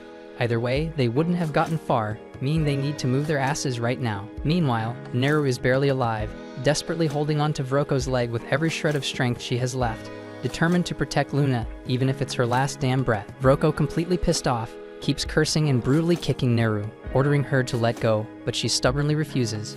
Rocco is desperate to shake Neru off so he can flee with Luna, since earlier when he tried to grab the kid, Luna's cry made his magic lantern explode spectacularly. This made him realize that Luna clearly possesses insane magical talent, and being a pure-blooded Haiden, he might even belong to the royal family. Frustrated, Rocco raises his blade to cut off Neru's wrist and finally free himself, but just then Alicia bursts onto the scene, furiously ordering him to stop. Rocco nearly pisses himself, demanding to know what happened to his men who went after her. Clen coldly answers him, casually mentioning that his men ended up as dark beast snacks. Rocco totally panics now, desperately threatening Alicia and Clen not to get closer, or he'll chop off Luna's tiny fingers. Clen, completely unfazed, dares the bastard to go ahead, mocking him that he can just heal any injuries anyway. Alicia quickly interrupts Clen, scolding him that even if he fixes Luna's wounds, he can't heal the mental scars it'll leave behind. She insists Clen shut up and let her handle this negotiation herself, then dramatically reveals she has the legendary hero's magical weapon. Rocco practically loses his mind when he spots the legendary sword, but Alicia suddenly hurls it into the wall behind him, shouting at him to take it. She instructs him that he'll need both hands to pry the sword out, and promises that if he leaves Luna unharmed, she'll let him keep the sword and walk away. Rocco starts laughing bitterly, calling bullshit because no true hero would ever trade away such a powerful weapon just for some brat. Convinced now more than ever that Luna really is royal blood, Rocco changes his tactics and demands Alicia reveal the locations of the 13 legendary weapons she and her allies possess if she wants the kid back. And Clen also tells Alicia to just give up the damn locations, dismissively remarking that they're only weapons after all. Alicia coldly tells Rocco that the legendary weapons are hidden at the deepest part of the canyon beneath Luna Mountain, but warns him he'll have to personally haul his ass there if he wants them. Rocco chuckles smugly, boasting that it'll be easy for him to snatch those weapons since he's mastered more than just one type of magic. Without warning, he throws a mysterious black powder into the air, gently taps Luna to startle the kid into crying, and triggers Luna's powerful magic instinctively. Luna's energy activates Rocco's hidden spell, cloaking him in invisibility. Smirking with confidence, he starts strolling away, fully convinced Alicia and Clen can't possibly track him now. But just as he thinks he's gotten away clean, Alicia suddenly materializes directly in his path and effortlessly slices him straight in half. Rocco, completely baffled, gasps in disbelief, asking how in the hell she found him. Alicia coldly explains that even if he turned invisible and muffled all the noise he made, she could still clearly hear Luna's crying. Meanwhile, Clen retrieves Luna and brushes the invisibility dust off the kid. Alicia bitterly decides to let Rocco's corpse remain invisible, quickly turning her attention to Neru, realizing with gratitude that Luna only survived because Neru protected him with every last ounce of strength she had. Alicia desperately asks Clen if he can't save her, but he coldly replies that he can control only one zombie puppet at a time, and Neru's body is way too damaged for his regeneration ability alone. He casually says they could potentially get replacement parts elsewhere, but it'd be a hell of a lot easier just to let her die. Alicia immediately snaps at him, furiously shouting how the hell he could abandon the woman who sacrificed everything to protect his child. Passionately, she declares that if she were a mother, she absolutely trusts someone like Neru to watch her child, and hearing Alicia's heartfelt speech, Clen finally caves and decides to save Neru. But he warns Alicia that she'll have to die temporarily because he'll need every bit of mana he invested in her. Without hesitation, Alicia boldly says she doesn't give a damn if she has to die again for someone else. After all, she's the freaking hero. So Clen takes her words at face value, instantly kills her. Moments later, Neru awakens, utterly confused as she realizes she's somehow still alive. Even more shocking, she discovers her body's been completely reconstructed by Clen during the healing process. Neru hesitantly asks if he's the one who saved her life, and Clen casually confirms it, adding that she should really be thanking the hero. He explains that healing Neru took longer than expected, causing Alicia's body to start decomposing. But now that he's restored Alicia's mana, she should wake up again shortly. Seconds later, Alicia woke up dramatically, springing up like she's breakdancing, immediately panicking about her missing sword. Clen ignores her antics, calmly informing Neru that she's been reborn, and from now on she'll go by the name Neliru. He hands Luna back into her arms, firmly telling her that from this moment onward, she'll be traveling with them, and this time without hesitation, Neliru gratefully accepts his offer with a genuine smile. The next morning, Clen abruptly confiscates Alicia's blade, leaving her crushed, but he firmly points out that openly carrying it would just draw unnecessary attention, so he'll store it securely in his shadow until it's genuinely needed. At the same time, Nelleru wraps up gathering heaps of gear from the bandits for their journey, even managing to scavenge a respectable outfit for the baby. Alicia asks if Nelleru is seriously planning on carrying all that stuff alone, since it looks ridiculously heavy, but Nelleru brushes it off, saying it actually feels pretty light. Alicia suddenly remembers Nelleru lost a huge chunk of her body yesterday when she nearly died, so Clen must have swapped those parts out for something powerful enough to make her this strong. But Alicia still has no clue what the hell they actually did. Nelleru then eagerly approaches Alicia, offering to help by carrying her sword, but Alicia sadly admits she doesn't even have her sword anymore. Nelleru instantly perks up, remembering Vroka mentioning he stashed a bunch of badass swords inside his desk. Hearing this, Alicia immediately lights up and begs Clen to at least let her have a normal sword. Clen is fully aware Alicia is practically useless in combat without a weapon, sighs and tells her fine, she can go grab one. So Alicia excitedly rushes off to raid Vroko's desk. With Vroko and his entire bandit crew dead and the slaves already gone, the hideout is eerily deserted now. Clen casually asks Nelleru if she'll miss the place, but she quickly responds she's had nothing but nightmares here, so she's more than thrilled to leave it behind. Her only regret is not getting the chance to say goodbye to Karma. Hearing her mention Karma with such sadness, Clen suddenly realizes he might have screwed up earlier. But right before he can say anything, he's viciously ambushed from above. Meanwhile, Alicia kicks Roko's office door wide open, eagerly searching his desk. She happily discovers some money, a set of leather armor, and a pretty solid sword. More than satisfied, she's about to return triumphantly to Clen. But suddenly, Clen violently crashes through the wall, slamming into the desk, completely wrecking it. Groaning in pain, Clen bitterly remarks he's still not used to how pathetically fragile this stupid human body is, constantly getting ragdolled around like some kind of stuffed animal. However, before Clen can explain what the hell just happened, Gart suddenly steps through the massive hole in the wall, and Alicia instantly realizes he's powerful as hell. She draws her sword, ready to fight, but in a blink, Gart lunges forward, delivering a kick so powerful that the sheer air pressure slices Alicia's cheek open. Gart is mildly impressed that Alicia managed to react fast enough to dodge, but he figures she won't last long,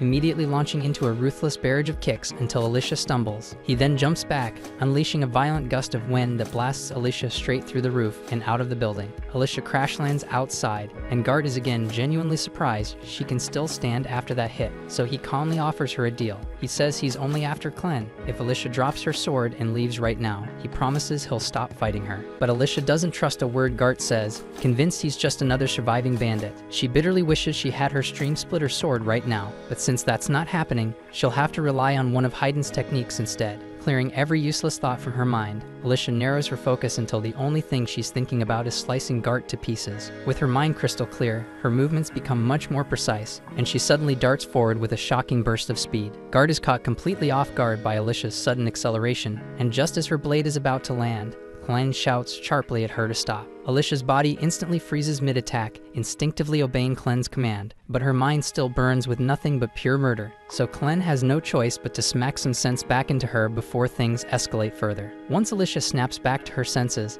Clen explains loudly that this whole fight is just one huge misunderstanding, and there's no good reason to fight Gart. Besides, if Clen hadn't intervened just now, Gart would have obliterated her entire body with a single kick before her sword could even touch him. Gart, being reasonable, calmly asks Clen to elaborate exactly how this is all just a misunderstanding. As far as Gart can tell, Nelleru over there reeks suspiciously, like a Dan Western troll, and he heard a rumor about a troll being kept captive in this camp before coming here. He's already checked out the caverns below and discovered the troll's corpse, which was missing multiple body parts as if someone had deliberately removed them. Gart's theory is straightforward. Clen must be the leader here, and he probably killed the troll just for fun, but that's about as far from the truth as it gets. Clen then calmly asks Nelleru to grab Luna and wait by the front gate since he has some business to sort out with Gart privately. As soon as she's gone, Clen casually turns to Alicia and bluntly reveals that Gart is actually a dark beast in disguise. Alicia's jaw practically hits the floor since she had absolutely no clue there were other dark beasts who could transform into humans,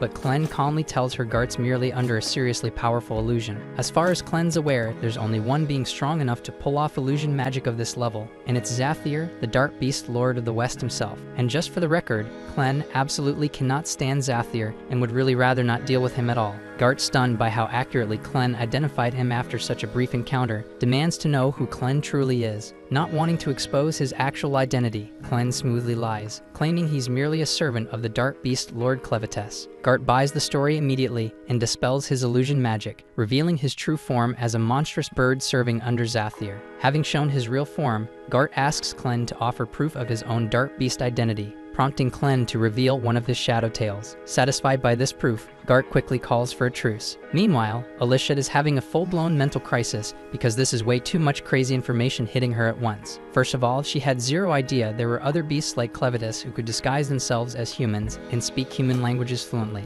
If that's true, then what the hell was the point of the heroes going to war against Clevatess at all? Noticing Alicia freaking out, Clen sighs, telling her to chill out, because there really aren't many dark beasts out there capable of such elaborate disguises. Aside from Zathir, none of them would even bother interacting with humans without a damn good reason. With all that cleared up, Gart bluntly asks why the hell Clen is willingly associating himself with a human lady. Clen smoothly replies that Alicia's just a human he turned into his personal servant, forcing her to obey every command he gives. He's keeping her around solely as a guide while learning about the human world, and the same thing goes for Nelleru and Luna, but he makes it clear he's not gonna share any more details with Gart. Understanding the situation, Gart decides he won't pry any further, but firmly states that if Clen interferes with his assignment, he'll have no choice but to exterminate him. Clen smirks confidently, telling Gart he's more than welcome to try, but taking him down won't be easy at all. However, since Clen just answered Gart's questions, he decides it's his turn to ask something. Previously, Gart said Zathir was considering wiping out all humanity, but Clen finds that pretty damn weird. From what he remembers, Zathir always loved observing humans, and even the Orgites in the West worshipped him like a freaking deity. So why the sudden desire to annihilate humanity? Gart sighs and agrees to explain. He tells them that 3 days ago, he discovered several dark beasts in the West had their children vanish without a trace. Normally, something like that wouldn't be too suspicious, but he also found a strange vial near the scene, strongly hinting that humans were somehow involved. Gart immediately informs Zathir about this incident, as well as 9 others just like it. Zathir reluctantly admitted humans must be responsible, expressing shock that they'd betray her trust like this despite all the goodwill she'd shown them. Enraged, Zathir ordered Gart to investigate further, and if he confirmed humans were indeed kidnapping the dark beast's children from the forest, she completely wiped them from existence. Clen contemplates this for a moment and suddenly realizes there might actually be a connection between the dark beast kidnappings and the bandits. The night before, during his interrogation, Karma revealed that every child born in this camp was sold off to a mysterious group due to their special talent, exactly what Vroko intended to do with Luna. Clen suspects there's gotta be some link between the kidnapped dark beast children and the humans buying these kids. Given the mention of talent, Clen strongly believes magic is involved somehow.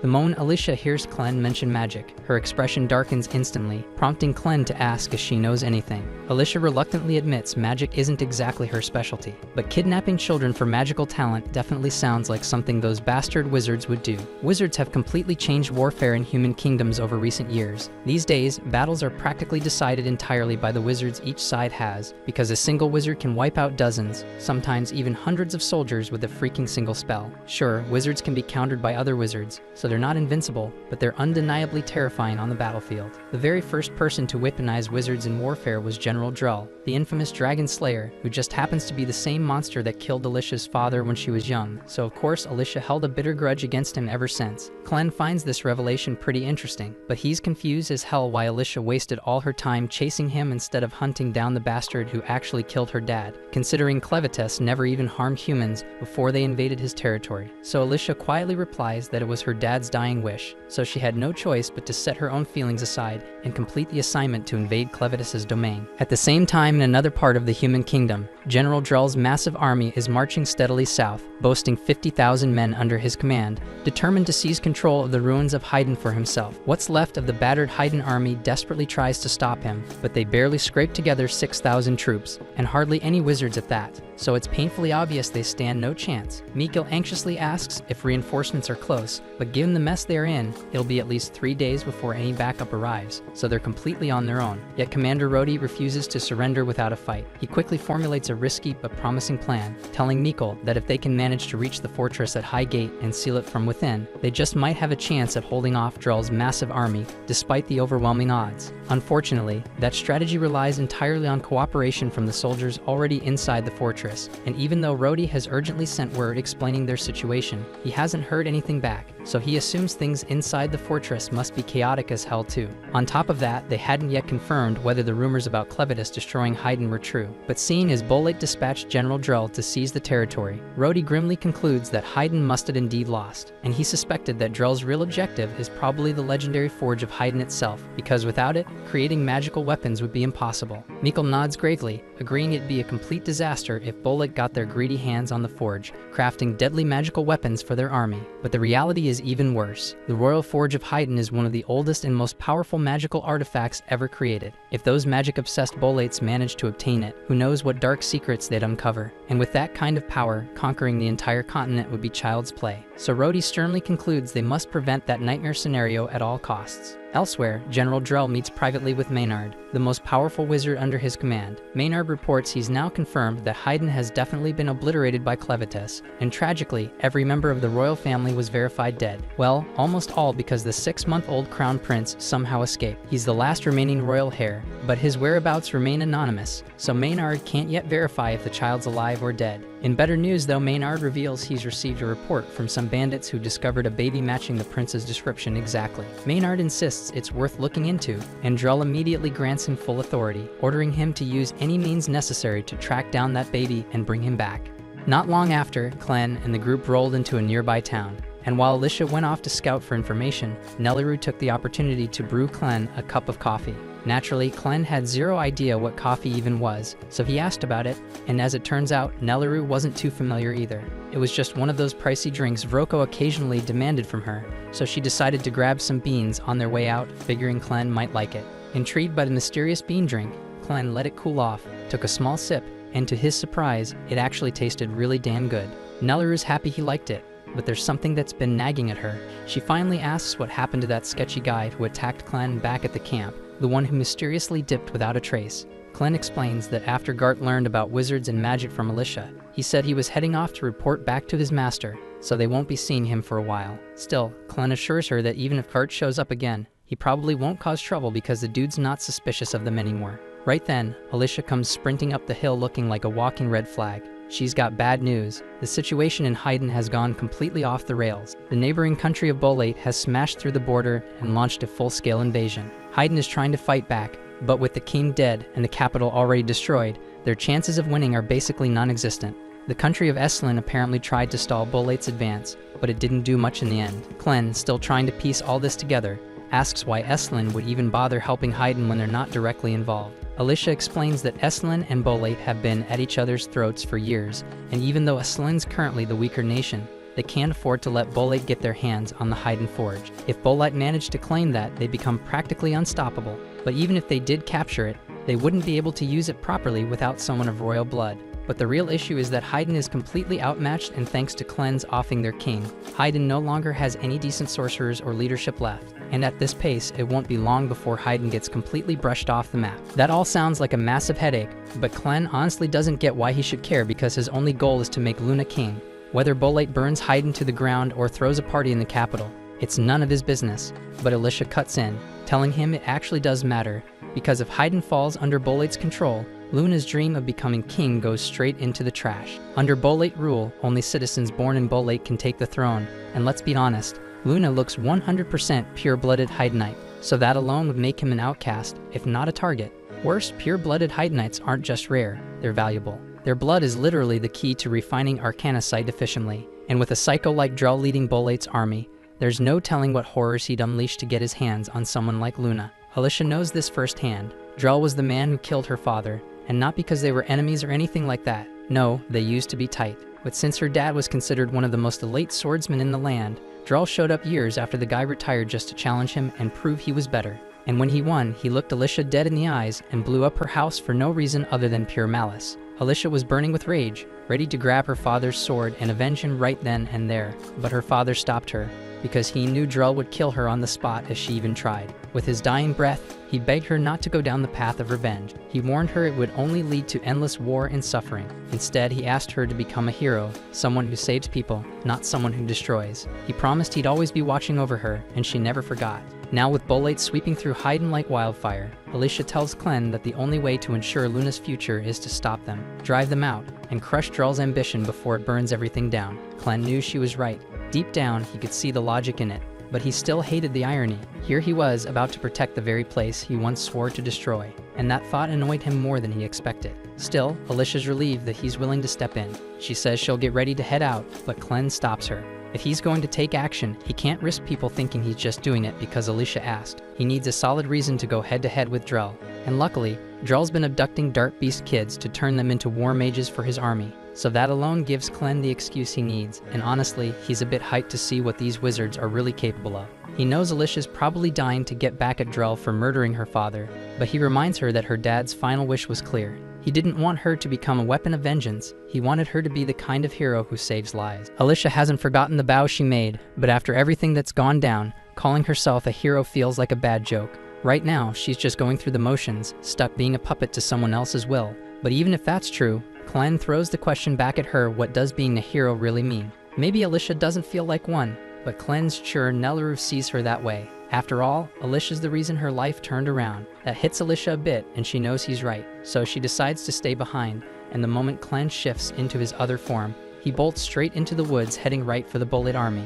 At the same time, the Bullet forces just smash their way past the second fortress on their march toward Haydn. Rhodey's seriously freaking out cause if they're not stopped soon, they'll be a Hitterat in no time. He rushes along the cliffside with Mikkel pointing out a narrow river up ahead, if they're gonna block the army or at least slow them down, because this spot is their best shot.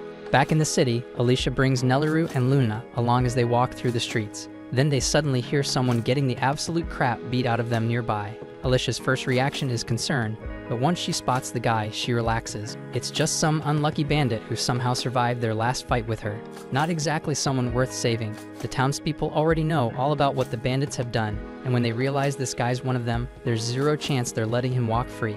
Nelleru is still a little shaken, mostly cause this guy used to harass her constantly. Alicia tries to comfort her, saying he won't even recognize her now that she's changed a lot. Unfortunately, the guy does recognize Alicia, and the second he sees her, he tries to shift the crowd's attention by yelling that she's the one who unleashed the giant sea monster in the old mineshaft. A few heads turn to see what he's shouting about, but Alicia's already slipped away by then. Even if someone had seen her, it wouldn't change the fact that this dude's a bandit and no one's buying his crap. In the end, all the bandits found in the area end up hanging, and the locals are still feeling pretty uneasy about everything going on lately. First it was Clevatess attacking, then came the Bullet invasion, and now some ancient underwater octopus freak. At this point, people are joking that next it'll be mutant hornets or ice-breathing worms. But no matter what madness shows up next, one thing's clear. They've made up their minds to stand strong and protect their town from whatever comes. At the same time, Alicia and Nelleru are trying to find somewhere to stay, but things aren't exactly easy since the whole town's basically on lockdown. But then they find an inn, but right before they step into it, Alicia asks Nelleru not to call her a hero because she's trying to keep a low profile for now. The second Alicia pushes open the door, she's greeted by two bulky guys flanking the entrance, and they don't waste a second accusing her of being one of the bandits. Alicia freezes for a second, not sure how to handle it, but then their mom steps in and tells them to stop messing with the guest. Phil tries to justify it by pointing out that Alicia has an eye patch and a sword, which makes her look sketchy. Still, with how crazy things have been lately, walking around armed isn't exactly unusual. What is weird though is someone walking around with a baby from Haydn, so Carrie turns to Alicia and asks what's up with that. Alicia quickly says that she and Nelleru are guards assigned to a high-profile figure, and right now, their job is to protect the baby no matter what. That sounds good enough for Carrie, and she can tell there's more to the story, but she's not about to get involved in her guest's personal business. She just asks what they need, and Alicia replies that they're looking for a room for two, preferably something cozy enough for a baby. Carrie lets her know it's 2 silver coins per night, so Alicia pays for 2 nights up front, and Carrie points them to the first room on the left. She then tells her sons to help carry the guests' things, so Pete walks over to Nelleru and offers to carry the bags for her. Nelleru tells him she can handle it just fine, but Pete insists, so she hands over the luggage, and the moment he grabs it, he immediately regrets it because he bags are way heavier than he expected. Still, Pete and Phil manage to drag everything upstairs, and once they get inside, Alicia looks satisfied with the room. Carrie says if they need anything, they can come find her downstairs, then heads off. After she leaves, Nelleru suggests they put Luna down so he can get some rest. But what they don't realize is that one of Maynard's spy bugs has locked onto Luna's location. And now that he knows exactly where the Haydnite prince is hiding, he's unleashing his entire swarm to track him down. Later on, Alicia stands by the window, her mind drifting, wondering if Clen has made it to the front lines yet. But before she gets lost in thought, Nelleru calls her over to check out Luna's very first baby tooth because it looks so adorable. Just then, Kara knocks on the door to let Alicia and Nelleru know their food is prepared. But once she notices Luna's still asleep, she tells Alicia to come down and grab it herself so she can bring it back upstairs. Alicia follows her down, and Carrie points to the meal laid out at the far end of the table. Alicia heads over to pick it up, but on her way, she catches bits of conversation from the people sitting around the bar. They're blaming everything on the heroes. If those so-called saviors hadn't gone and picked a fight with one of the beast lords, Clevatess never would have flattened Haydn, and the Bolaids probably wouldn't have kicked off this whole war. Right now, folks see the heroes as a curse more than anything else, and honestly, they've got every reason to be pissed. Instead of saving anyone, those heroes just made things worse. Alicia's just about to head back upstairs when she suddenly picks up on something. There's a dark beast nearby, and before she can act, something crashes through the window. It hits the floor right beside Pete, and at first glance, he thinks it's just some ball. He reaches for it, but Alicia shouts at him not to touch it. But it's too late, and the thing swells in size and slams Pete up into the ceiling, revealing itself as a massive centipede. Right then, Maynard steps into the inn. He tells everyone this isn't just some random bug. It's a creature straight out of the dark beast forest, the kind that ranks up there with serious dark beasts in terms of strength. One guy doesn't even wait for Maynard to finish talking. He didn't come here to deal with monsters, so he dives straight out the window to make a run for it. Normally, that would have been the smart move ever, but Maynard already had a whole swarm of creatures lying in wait outside, and the poor guy gets eaten before he even hits the ground. This was all part of Maynard's setup. He made sure no one could leave the town until he completes what he came for. And just to make things crystal clear, he introduces himself as the top mage under General Drell's command. People inside are freaking out because no one expected Drell's forces to make a move on their village. But Maynard clears that up real quick. He's not here to take over anything. His only task is to confirm whether the Haydnite baby in this town has royal blood. Alicia knows this is about to go downhill fast because if Maynard already knows about Luna, she has to get him out of here now. But before she can make a move, she hears Nellaroo scream from upstairs. Turns out Maynard's already sent someone up in the room, and it's his subordinate, a telekinetic spellcaster named Nay Chiffonlitz, and she's got Nellaroo pinned against the wall using the bed frame like a weapon. Nellaroo can't figure out how Nay managed to get in through a second-floor window, so Nay calmly explains she climbed up using her axe. Her ability lets her push and pull anything made of iron, so she gripped the axe's haft, and with practiced precision, hurled it upward to haul herself along. She doesn't fully understand the finer mechanics, but she's heard of a massive, eerie, shadow-black turtle monster with an iron shell that any metal weapon striking it will stick there permanently. With her skill now explained, Nay returns to the matter at hand, pulling a pill from her pouch and stepping toward the baby. Nellaroo then asks what the hell she's doing, and Nay, almost matter-of-fact, says she's only giving Luna a dose that will evaluate his magic potential. If the baby can channel magic, then his eyes will shift color and he'll be perfectly fine. But if he can't, he will cough up blood and die. After learning Luna could die, Nellaroo screams and begs Nay to stop, and when Alicia hears Nellaroo's cries, she dashes toward the room to help, but before she could reach it, Maynard commands his centipede to smash her into the wall. He isn't sure who Alicia is, but he won't let her jeopardize the plan, so he's going to kill her, coldly resolved. Back inside the room, Nellaroo is still straining to free herself so she can go help Luna, frustration rising, but Nay tells her she's wasting her time. The pressure Nay can muster with those bed frames is, in her words, strong enough to halt a charging bull. So with 2 frames, Nellaroo would have to be stronger than 2 full-grown bulls to break free, and there's no way her small arms could manage that, or so Nay thinks. But to Nay's shock, Nellaroo's little arms are somehow actually shifting the bed frames, and with one sharp, desperate shove, Nellaroo knocks Nay unconscious. Maynard hears a heavy crash coming from the room, and he wonders, uneasily, what might have happened. But when he tries to order the centipede to investigate, he realizes, to his surprise, something is pinning it down. Alicia survived the centipede's strike and held its antenna tightly, which left the centipede completely disoriented. And now that it can't move properly, Alicia boots it to the floor and sprints to the room to check on Nellaroo and Luna, heart pounding. Maynard is impressed because no typical person could handle a magical beast like that, and now that he has gotten a proper look at her, he recognizes who Alicia really is. Alicia shoulders into the bedroom, keyed up for a fight, only to find Nay lying unconscious on the floor, while Nellaroo stands at her side holding Luna close. She also notices a wide, ragged hole torn through the wall, and asks whether Nay did it, but Nellaroo, still rattled, says she was the one who caused it. She hadn't meant to. When she shoved the bed frame to break free, it smashed into Nay and punched straight through the wall with a brutal crack. Alicia can't make sense of how something like that could even happen, but there is no time to pick it apart because they need to leave immediately, right now. She snatches up her sword and tells Nellaroo to stick close to her because they are going to jump out the window. And once they take the leap, Alicia's practiced blade work carves through the dense cloud of bugs in the air so they can start running. And by the time Nay regains consciousness, it is already too late for her to stop them. She would like to give chase, but the insects outside strike at anything, so if she steps out without Maynard's help, she would be killed on the spot. A short time later, Alicia and Nellaroo make it beyond the city limits, and the swarm abruptly stops pursuing them because Maynard only told it to surround the city. If they are lucky, they might get through the forest before dawn, but things rarely stay that simple for long. They run into a second wall of insects deeper in the forest, and there are far more of them here, so Alicia will not be able to cut a path like before. Nelleru asks what they should do, and Alicia is not entirely sure, but for now, they need to find a place to hide nearby. Meanwhile, back at the inn, Nay comes downstairs again and plainly tells Maynard that the women got away. Maynard asks her if she at least managed to test the baby's magic aptitude, but she never had the chance because Nelleru knocked her out with a bed frame. Maynard concludes that they seriously underestimated the pair, but the whole ordeal has still let him confirm a few things he suspected. First, the blonde woman was the hero Alicia Glenfall, and he is certain of it because he was there when Drell killed her father.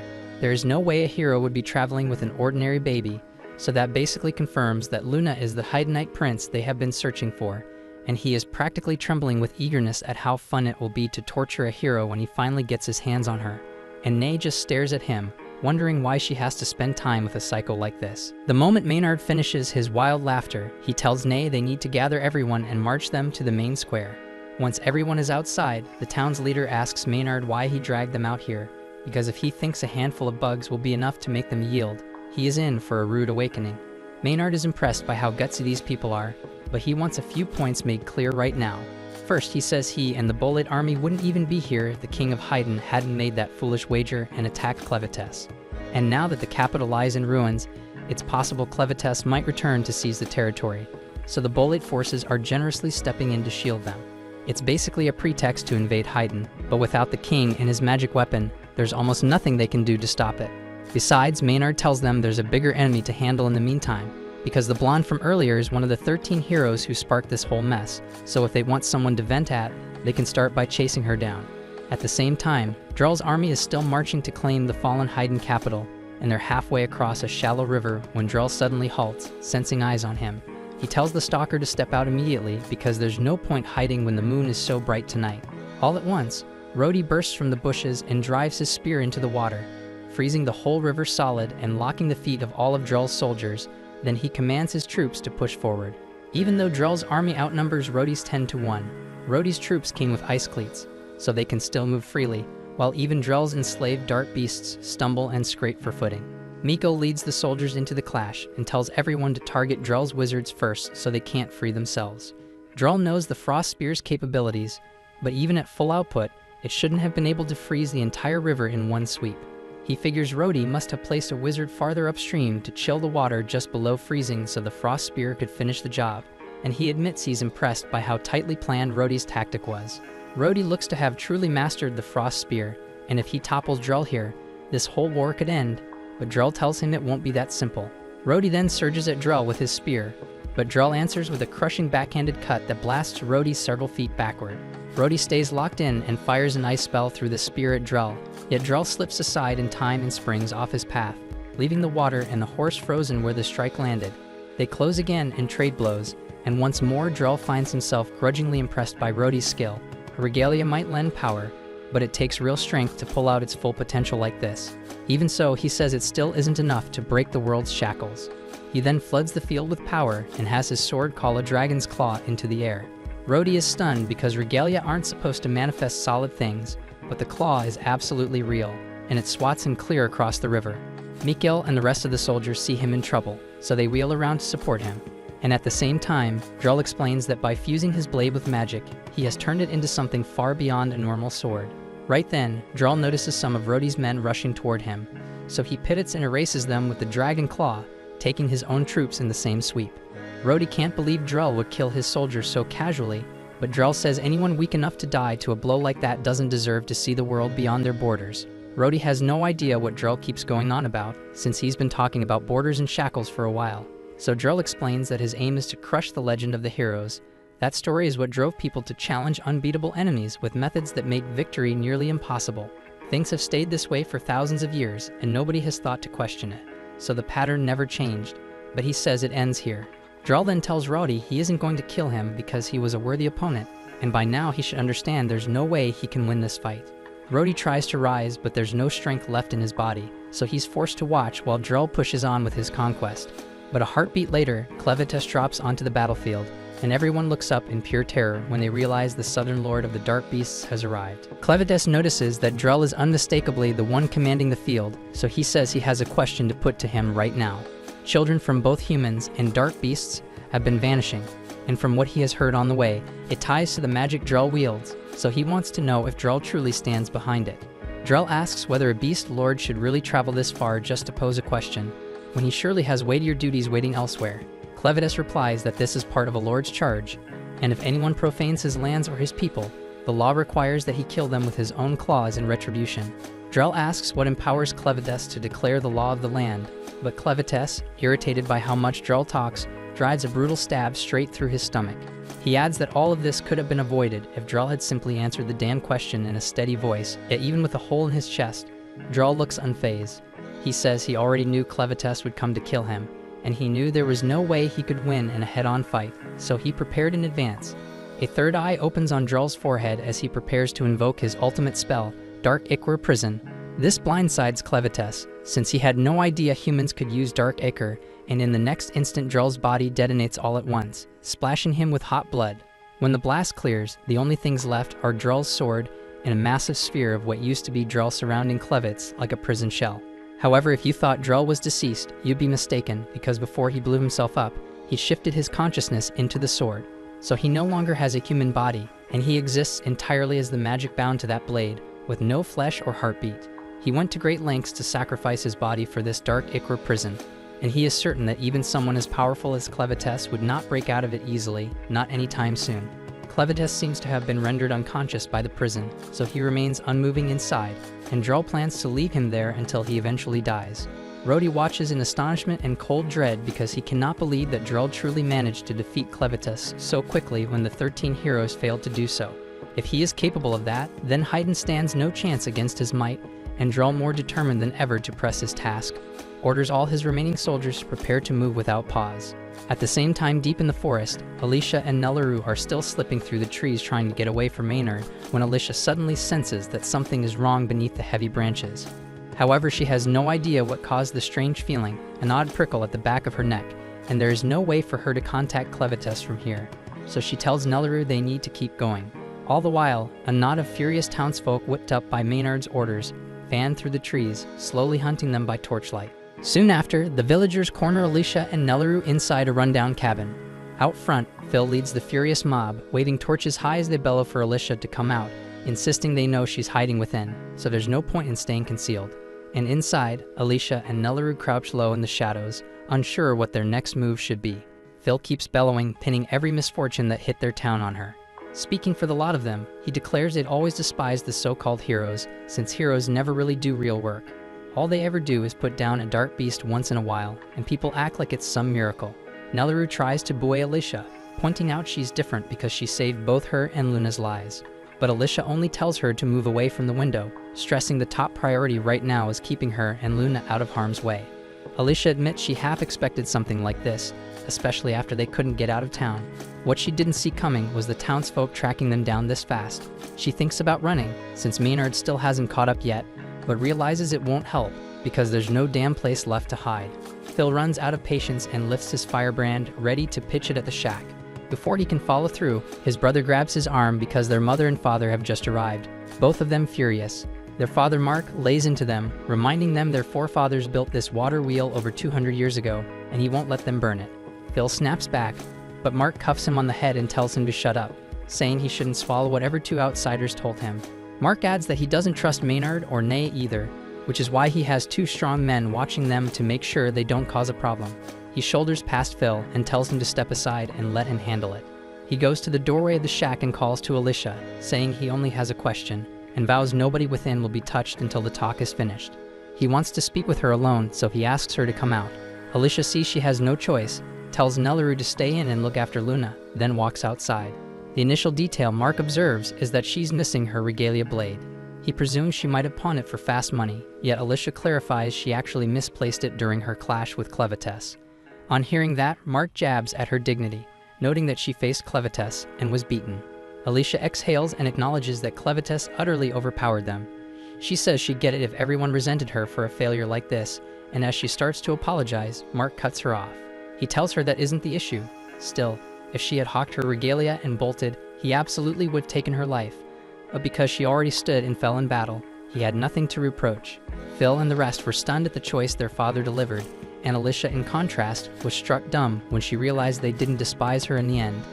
Afterward, Mark proceeded to tell Alicia that before the monarch passed, he had sent her off because it was part of their custom.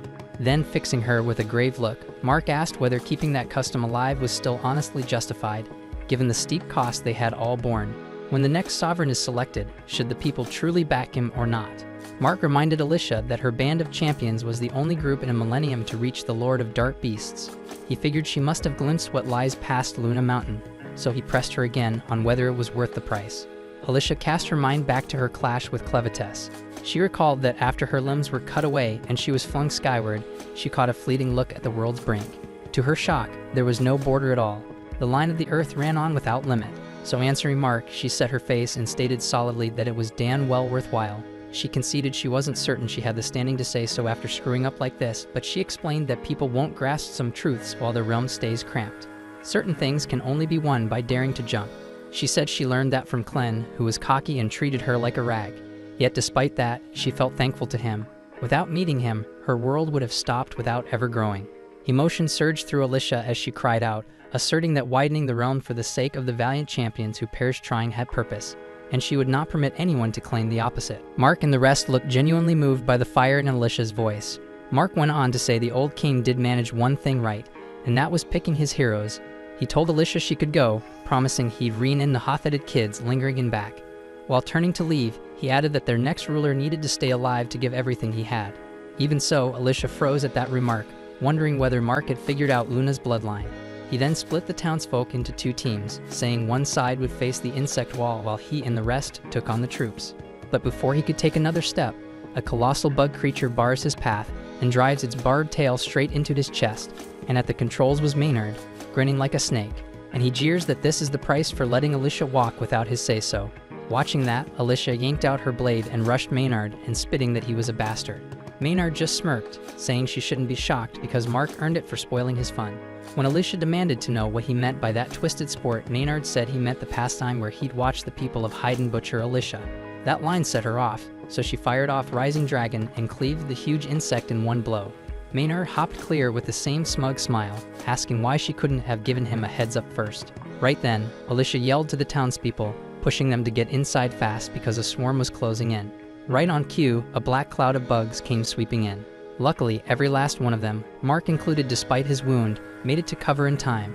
But as the door swung shut, Nelleru looked through the window and spotted Alicia still out there. Burning every bit of strength, she had to hold the bugs back by herself. Luckily, she tore through the first wave, and even Maynard had to be impressed. Yet he said this was exactly what he figured from a hero like her, standing solo and swinging no matter the chances. And the only question left was how long she could keep that up. At once, Alicia crumpled onto the dirt in agony. And right then, Maynard offhandedly noted he had neglected to mention a detail. The insects had been venomous the entire time. He explained that if the large ones pull your focus, the tiny ones dose you before you even realize. Maynard added he could not direct every critter around, from bees overhead to ants underfoot, but the most fearsome of the lot was a special spider breed whose toxin can break human blood down at its core. Alicia abruptly sensed a crawl along her nape, but before she could smack it with her palm, the arachnid sank its fangs into her. Maynard said its venom was so damn potent it could liquefy small life from the inside out. As Alicia fought for breath, Maynard started laying out the reason he despised heroes so much. Ironically, he confessed he once adored them, yet as a kid he learned these supposed heroes never showed when he truly needed them. And when he lost everything, the neighbor next door helped more than any so-called champion. That was when he decided heroes were just people wrapped in sweet-sounding labels. In his eyes, they could not shield anyone, and he jeered that the only ones able to guard anything were himself and General Drell. After that, Maynard unleashed another surge of insects at Alicia. While she beat them back, she grasped it would only deteriorate because Maynard's toxins even countered dark ichor. As she kept going, she suddenly glanced down and saw Clevatess sitting placidly within her chest. He offered little, only reminding her to wrap this up here because a larger task still awaited. Alicia swiftly tucked him beneath her dress so Maynard would not notice. At the same time, inside the cabin, a few insects had begun slipping through, and the townspeople did their best to swat them before they could cause harm. Carrie told her sons to pack the gaps in the walls so no more could come in. She then reminded everyone that keeping Luna safe was the top priority, since he stood for Haydn's future. She said all they could do now was trust Alicia to hold the swarm outside while they guarded Luna inside. Everyone agreed, saying they had all the gear they needed, and with that they started boarding the cabin with timber planks. At that moment, Alicia stood firm while Maynard strutted and kept running his mouth without end. Suddenly, a huge scorpion erupted from the soil and whipped its lethal barb at her, hitting Alicia and hurling her into the river close by. As she thrashed in the current, Clevatess slipped out of her chest and asked whether the toxin was what made her sluggish.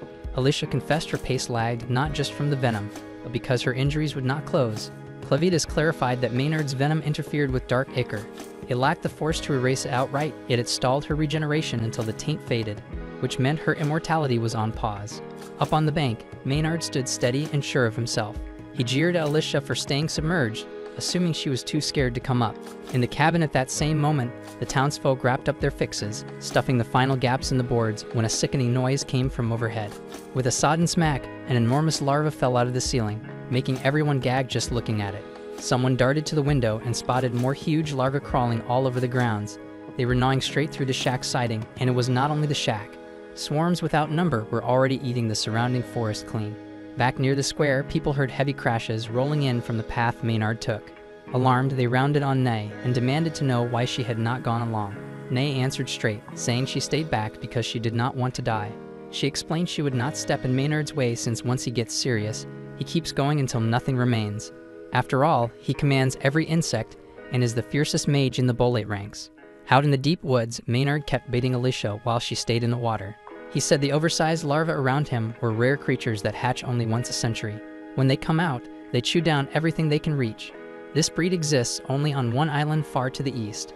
Every 100 years, these grubs strip a forest to nothing, leaving it bare ground. Yet the creatures are crafty. They never eat the seeds. Instead, they lie sleeping in their eggs until those seeds grow into a fresh, thriving forest. With a cocky grin, Maynard pressed a finger to the mana gem set in his chest and bragged that his sorcery could fast-forward that natural rhythm. With power like that, he figured the shelter where the townsfolk huddled would not survive even 60 seconds. Alicia's temper snapped at his taunt. She blasted up from the stream, but as she lifted into the air, her eyes blew wide in shock. Maynard had been secretly raising extra bugs in silken pods, and at that instant those pods split open. The fresh brood poured at her with lethal intent. Alicia whipped her blade and hacked through the pack, but each cut shook loose a glittering powder from their wings that carried a different toxin. Her stamina bled away by the second, while Maynard drank in her suffering. With a single order, he sixed the colossal scorpion to smash her into the dirt, after which a tidal mass of bugs smothered her under their bodies. And that sick sight sent a freaking chill ripping through my whole damn body. Right when Alicia teetered on the edge of giving up, Clevatess stepped in. A blaze of scarlet flared under the heap, and out of it her regalia blade rose, carving straight through the mound of bugs. Maynard's eyes went saucer-wide in shock. He clocked the relic at once and barked to know where she had stashed it. Clevatess, cool as ice, told Alicia that most life on this world is water, and bugs are no exception. All she had to do was handle a swarm like she would a sphere of water. The regalia he gave her carried the edge to slice them clean, and with that he pushed her to finish the fight for good. Alicia pushed to her feet, the blade humming with force. A savage gust tore across the field as she triggered her ultimate, Stream Splitter. With a single quick arc, she erased the whole swarm in one hit.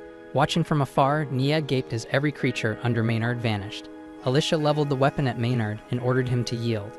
But she knew he would not give in, so she simply laid him out cold. Drained, Alicia finally crumpled. Nellie rushed in to catch her, but to her shock, Clen was already there, holding Alicia in his arms. Clen looked at them with a hard face and said the situation had shifted, which was why he had come to call them back. Alicia, still woozy, managed to ask if Clen had beaten Drell. Clen answered that he had not, because Drell was not alone. He had another Lord of Dark Beasts helping him. Meanwhile, amidst the shattered remains of the Kingdom of Haydn, evacuation efforts are in full swing. Nearly 80% of the surviving population has already been relocated to underground shelters. Despite this, Queen Tala refuses to leave, not until she finds her son.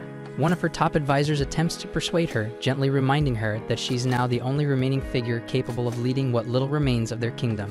But Tala is unwavering and declares that she could never forgive herself if she abandoned her child, no matter how dire the situation. The elder empathizes with her pain, but questions how she can be so confident that her son is even alive, especially when there hasn't been a single sign of him since the kingdom fell. Tala clarifies that she knows he survived because the Forge of Haydn is still glowing with its usual intense red light. Normally, after the king's death, the forge would go dormant until another rightful wielder appears. but its continued glow means someone of royal lineage is still alive, and the only other living heir is her son. That's why she insists their top priority must be locating him and protecting him until he's old enough to inherit the forge. If they can manage that, then Haydn still has a future. The path forward is clear, but Tala can't help but feel bitter because this entire ordeal might have been avoided if she'd been able to flee with her son like she originally intended. The elder asks her to clarify what she means, and Tala reveals that before Clevatess launched his assault, she had a vision foretelling the devastation. She had sensed that the heroes would be no match for the dark beasts, and that Clevatess would destroy the capital in revenge. But she couldn't predict the exact timing, and because of that, her window to escape closed before she could act. Right then, Tala's personal courier, Fabio, returns and announces that he brings urgent news. He reports that Drell's army, 50,000 strong, recently clashed with the forces of Estlin near the Murel River. The Estlin warriors fought with incredible courage, but they ultimately stood no chance against Drell's devastating magic. But just as the battle concluded, Clevatess suddenly appeared out of thin air and wiped out nearly half of Drell's troops in an instant. But what happened next was even more shocking because within moments, Drell conjured a bizarre glowing red orb that somehow managed to imprison Clevatess inside. This new information leaves Tala deeply unsettled because the idea that someone could overpower a dark beast lord was terrifying in itself. But now Drell and the remnants of his force, roughly 20,000 soldiers, were marching straight toward them, and no one had a clue how to respond. Tala refuses to accept this outcome because it contradicts every principle their ancient traditions are built on, and according to those beliefs, only true heroes are worthy of even standing against the Lord of the Dark Beasts. But Fabio counters, pointing out that Drell was once a hero himself, and more importantly, he still carries his regalia, so by the letter of prophecy, he qualifies. Still, Tala rejects the idea outright. In her eyes, a man like Drell, who would lead troops to invade a foreign land, could never be the chosen hero foretold in legend. So she declares that she'll confront him directly and destroy his regalia, claiming he's unworthy of wielding such a sacred artifact. Fabio hesitantly asks if destroying a regalia is even possible, but Tala explains that with the sacred hammer of Haydn in her hands, it is. The hammer is the only known weapon capable of crafting or shattering a regalia. The elder tries to talk her down, reminding her that the hammer is only to be wielded by Haydn's rightful king. But with the throne currently empty and her son too young to take it, Tala announces that she will act as ruler in his place, and as such, she has every right to use the hammer. No one can refute her claim, so the others assist her in putting on her battle armor while Fabio runs off to retrieve the weapon. She thanks him once he returns, then lifts the hammer from its sacred case. Now armed with its legendary power, she prepares to face Drell and his forces head-on. Meanwhile, back in the village, Pete pulls Nay over to where Alicia is waiting, just as she asked him to. He's still buzzing with excitement from watching her demolish a swarm of insects with a single swing, so he eagerly declares that from this point on, he'll be her personal assistant for as long as she sticks around. Alicia is taken aback by how kind he's being, but since he offered, she asks if he could also bring Nelliru to her. Pete bolts off immediately to fulfill the request, and Clen smirked, congratulating her on gaining her very first lackey. Alicia groans and tells him to knock it off because she never asked for a servant, and what she really wants right now is a fresh outfit, because she's currently soaked head to toe in bug guts. At that moment, Nay finally speaks up, asking why she was even brought here. Her knees are sore, and she just wants to go home already. Alicia finds it a bit odd that Pete managed to drag Nay here so effortlessly, especially considering what Nelliru had said about Nay's ability to manipulate magnetism. But then again, Pete didn't come at her with anything metallic, so there was nothing for her to control. Against that kind of brute strength, she really didn't stand a chance. Either way, Alicia says she has a few things she wants to ask and tells Nay to spill everything she knows about Drell and how he's connected to the Dark Beast Lords. Nay looks genuinely lost and says she has no clue what the hell Alicia is talking about. So Alicia rephrases the question and asks whether Nay has ever seen Drell's dark ichor, and she explains it's basically a type of blood that moves independently on its own. Nay looks disgusted and says she's never come across anything like that, and honestly, it sounds revolting. Alicia can tell she's not faking her reaction, but Clen is certain that what they saw from Drell was dark ichor, and only dark beast lords are capable of producing that substance. On his own, Drell wouldn't be a major concern, but if one of the lords is backing him, then that changes everything, and they need to figure out what's really going on. With Clevatess standing right here, the only other lords who could be aiding Drell are Zathir in the west, Rathwell in the east, and Vorden up north. And if one of them is bold enough to challenge Clevatess by lending support to Drell, then they're going to suffer the consequences. Speaking of Drell, Alicia turns to Clen and asks if it was really okay for him to leave his main body behind and show up in the smaller form. Clen replies that what they're seeing isn't his true form. In fact, it's better if Drell's allies assume Clevatess is still trapped because it'll give him a strategic edge when the time comes to strike. Meanwhile, Ney has been trying to cut in for a while and finally raises her voice again, asking if they're done yet, because she'd really like to leave. While she might not have any magnetic power to use without metal, she does still have her gauntlets. They're useless while they're in direct contact with her skin, but her arms are slim enough that with a bit of effort, she manages to wriggle one hand free. She flings the gauntlets upward, then loops her handbag around them to trigger her flight ability. And before Clen or Alicia can even react, she's already floating off into the sky, leaving the two of them just standing there, watching in disbelief. While soaring through the skies, Ney spots Nelliru and Luna riding in a wagon headed toward Alicia and Clen. She quickly notices that the wheels are reinforced with metal, giving her an opportunity she can't pass up. She figures Drell will definitely chew her out if she shows up empty-handed, so she swoops down and lands on top of the cart, announcing that she'll be taking the two of them back to Hitterat with her. Using her gauntlets, she knocks the twin brothers unconscious and effortlessly lifts the entire vehicle into the air, snatching both Nelliru and Luna mid-transit. But just as she thinks she's successfully pulled it off, she suddenly notices something strange. Clen is casually seated right beside her.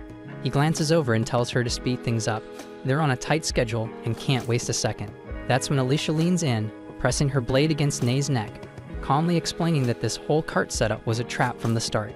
The plan all along was to corner Ney and force her to fly them to Hitterat, so this turn of events works out perfectly for them. Alicia also points out that her weapon is forged from pure Haiden steel, which Ney can't manipulate with her magnetism. Realizing she's cornered, Ney wisely gives in and agrees to transport them without resistance. Back on the ground, the two brothers wake up and are relieved to see that Alicia and Clen managed to board the cart safely. They wave them off enthusiastically, shouting that Alicia is always welcome to return anytime. The townsfolk follow suit, calling out their farewells as the cart glides overhead. Alicia feels proud knowing she left a good impression. It gives her the sense that maybe, just maybe, she's starting to feel like a real hero. Clen ribs her again, making fun of the overly satisfied look on her face. Alicia fires back, saying she's earned at least a little pride after helping save the town. But Clen reminds her she only pulled it off because of his assistance.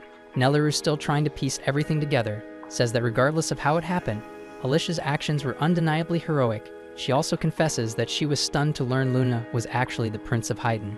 She awkwardly asks if it's really okay for someone like her to be holding royalty in her arms, since commoners usually aren't even allowed to touch someone of noble blood. But Clen brushes it off, calling that rule ridiculous. He explains that Nelliru has played a vital role in keeping Luna alive, and on top of that, her strength now surpasses that of most regular humans by a wide margin. So if anyone ever tries to belittle her again, she should feel free to flatten them. Alicia immediately jumps in to clarify that Nelliru absolutely should not be going around flattening people, but Clen shrugs and says that's always been his go-to method for dealing with haters, so as far as he's concerned, there's no issue. Before long, the group reaches the mountain range, and just beyond it lies the capital city of Hitterat. Clen turns to Alicia and asks if she's truly prepared for battle, and he warns her that he can't risk being seen, so he won't be able to step in and fight alongside her. On top of that, he can't allow Drell to discover the presence of Dark Ichor in her system, meaning her ability to heal herself will be severely restricted. Even so, Alicia insists that she's more than ready to face him and settle the score for her father's sake. Ney then guides the flying cart over the mountains, and the moment Hitterat comes into view, it's clear the city is already under siege, so Drell has to be close. Alicia scans the skyline and spots him standing atop one of the castle's towering walls. Without hesitation, she seizes Ney's arm and forces her to steer the cart directly toward him. Up on the castle walls, Princess Tala and a squad of enchanted blade-wielding knights gather to confront Drell head-on. Tala rallies her soldiers, assuring them that their weapons are nearly on par with the power of Drell's regalia. If anyone stands a chance, it's them. But judging by the look of things, you can already guess these guys are about to become battlefield decorations in no time. They charge in and attempt to flank Drell, launching their coordinated assault. But Drell doesn't flinch. Instead, he simply mutters that they're annoying. At that moment, the knights realize they're doomed, but bound by duty and loyalty to Haiden, they press forward into certain death, hoping to buy enough time for the archers to get a clean shot. The archers take aim with perfect positioning, but they still manage to botch the attack, because in the blink of an eye, Drell morphs his body into the shape of a blade and vanishes from view. Tala and the knights froze in disbelief, questioning their sanity. Did he just transform into a sword mid-fight? And if so, what the hell does that even mean? But with no time to figure it out, the shield bearers moved in to form a protective barrier, but they're instantly blown back by a massive force. And within moments, Drell is already clutching Tala by the throat.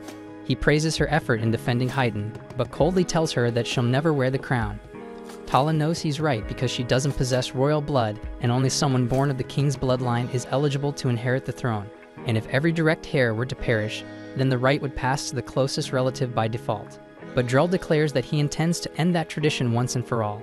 Tala knows there's no guarantee she'll make it out alive, but she's certain that a single blow with the sacred hammer should be enough to destroy Drell's regalia, so all she needs is a brief distraction. Right then, Alicia comes crashing down from the airborne carriage, and Tala has no idea what the hell is going on. Still, she recognizes it as the perfect opening, so she doesn't waste the moment. She lunges forward and swings the hammer straight at Drell's blade. Meanwhile, watching from a distance, Clen and Nelliru observe the chaos unfolding. Nelliru hesitates, asking if Alicia can really take on Drell by herself. But Clen shrugs and says it doesn't really matter whether Alicia wins or loses because her whole job was just to keep Drell occupied. Drell, along with whoever's backing him, is after the Forge of Haydn. That's the real target, and since only someone with royal blood can remove the seal, he brought Luna with him. Clen already knows exactly where the forge is, so he leads Nelliru to one of the fortress walls and explains that the forge lies just beyond it. He could smash through it easily himself, but he's trying to avoid drawing attention, so he tells Nelliru to handle the job instead. She pauses, glancing at the massive stone wall, and asks if he's serious because it looks pretty solid. Clen reminds her that when he healed her, he infused her tiny frame with the raw might of a troll, so her strength now surpasses even the fiercest among them. Nelliru takes his word for it and gives the wall a light shove. To her astonishment, the entire slab of stone rockets forward, far more forcefully than she expected, flying clear over the wall and crashing directly on top of the guards, stationed to protect the forge's entrance. She doesn't know why, but she suddenly feels like her kill-death ratio just ticked upward. But Clen tells her she's just imagining things and urges her to move faster because they're short on time. Down near the forge's sealed doorway, Fabio and a handful of soldiers manage to survive Nelliru's accidental strike. But before they can process what just happened, Clen uses his powers to pull them into the shadows. Once at the forge seal, he gently places Luna's hand against it, triggering the mechanism needed to unlock the ancient entrance. Elsewhere, Gart descends from above to inspect the strange bubbles keeping Clevatess confined. It doesn't sit right with him that someone as powerful as Clevatess is trapped in something he can shatter without breaking a sweat. Curious, Gart fires off a heady kick at the barrier, hoping to pop it open. But the moment his foot hits, it's clear that this thing is absurdly tough, so Gart quickly realizes he's nowhere near strong enough to break it. Right then, Rhodey steps out from around the corner and presents himself. He saw Gart descend from the sky and figures that ability must be magical, so he's here to ask for a favor. He explains that he needs Gart to carry him over to Haydn's capital, because Drell and his forces have almost certainly launched their assault by now, and Rhodey believes he's the only one who can stop them. Gart was about to brush him off, but he'd been observing the battle earlier, and he definitely remembers watching Rhodey getting his ass handed to him by Drell, so he can't figure out why this guy would be eager for a rematch. Rhodey understands that his odds are terrible, but someone has to stop Drell before he reaches the Forge of Haydn, because if Drell takes control of that artifact and channels his magic through it, an unstoppable disaster is going to sweep across the land. The mention of magic triggers a memory in Gart because Zathir had spoken of something similar before this mission began. If this disaster is truly coming, then maybe helping Rhodey would be a good excuse to investigate further. Gart then turns toward Rhodey and says he'll help him get to Hitterat, but only under two specific terms. First, once they arrive, Rhodey has to assist him with his personal assignment for a bit. And second, Rhodey is forbidden from asking any questions about Gart's identity. Rhodey asks what the consequences are if he breaks those terms, so Gart calmly responds that he'll annihilate him. Rhodey says he could never betray his homeland, but beyond that, he accepts Gart's deal. Gart then spreads his wings and tells Rhodey to hold on tight or get left behind, and Rhodey grabs hold of his foot as the two of them take off for Hitterat. At the same time in the capital, Clen is still trying to undo the lock placed on the forge with Luna's assistance, but so far nothing's worked, even her own shit. He also thinks forcing it open might make things worse, so he decides to try entering from above instead. He tells Nelliru to stay with Luna while he handles it, then leaps toward the forge chimney stack. The heat blasting out is overwhelming, easily hot enough to vaporize any normal dark beast that tried going in that way. But Clen isn't your average dark beast, he's on a whole different level, so he dives right in without a damn moment's hesitation. Elsewhere outside the forge, Nelliru finds herself approached by a mysterious figure, and when she turns to face him, sheer terror washes over her expression. Elsewhere, Clen is halfway down the furnace shaft when it finally hits him that this kind of heat isn't something he's built to endure. He quickly ducks into the shadow of a loose brick he dislodged earlier, trying to shield himself from the intensity. He's stunned by how powerful the forge still is, even while dormant. So a part of him would love to get a proper look inside, but deep down he knows stepping in would probably roast him alive on the spot. Right then, Clen turns his head and notices something that stops him cold. The forge doors are wide open, but what shakes him more is that Nelaru is lying unconscious and Luna is nowhere to be seen. A moment later, the same strange man from before strolls out from behind a nearby corner. He's holding Luna in one arm and his own severed head in the other. It's the King of Haydn, but judging by the state of his body, he should have been long dead. Meanwhile, Alicia is still in the middle of a grueling fight against Drell, and things aren't looking good. Drell taunts her openly, claiming she's leagues below her father in strength.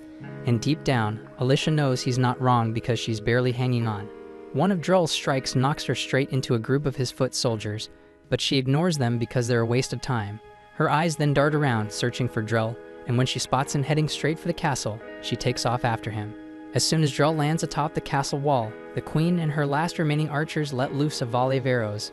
But to Drell, they're nothing more than a minor annoyance, and he casually slices through them midair like paper.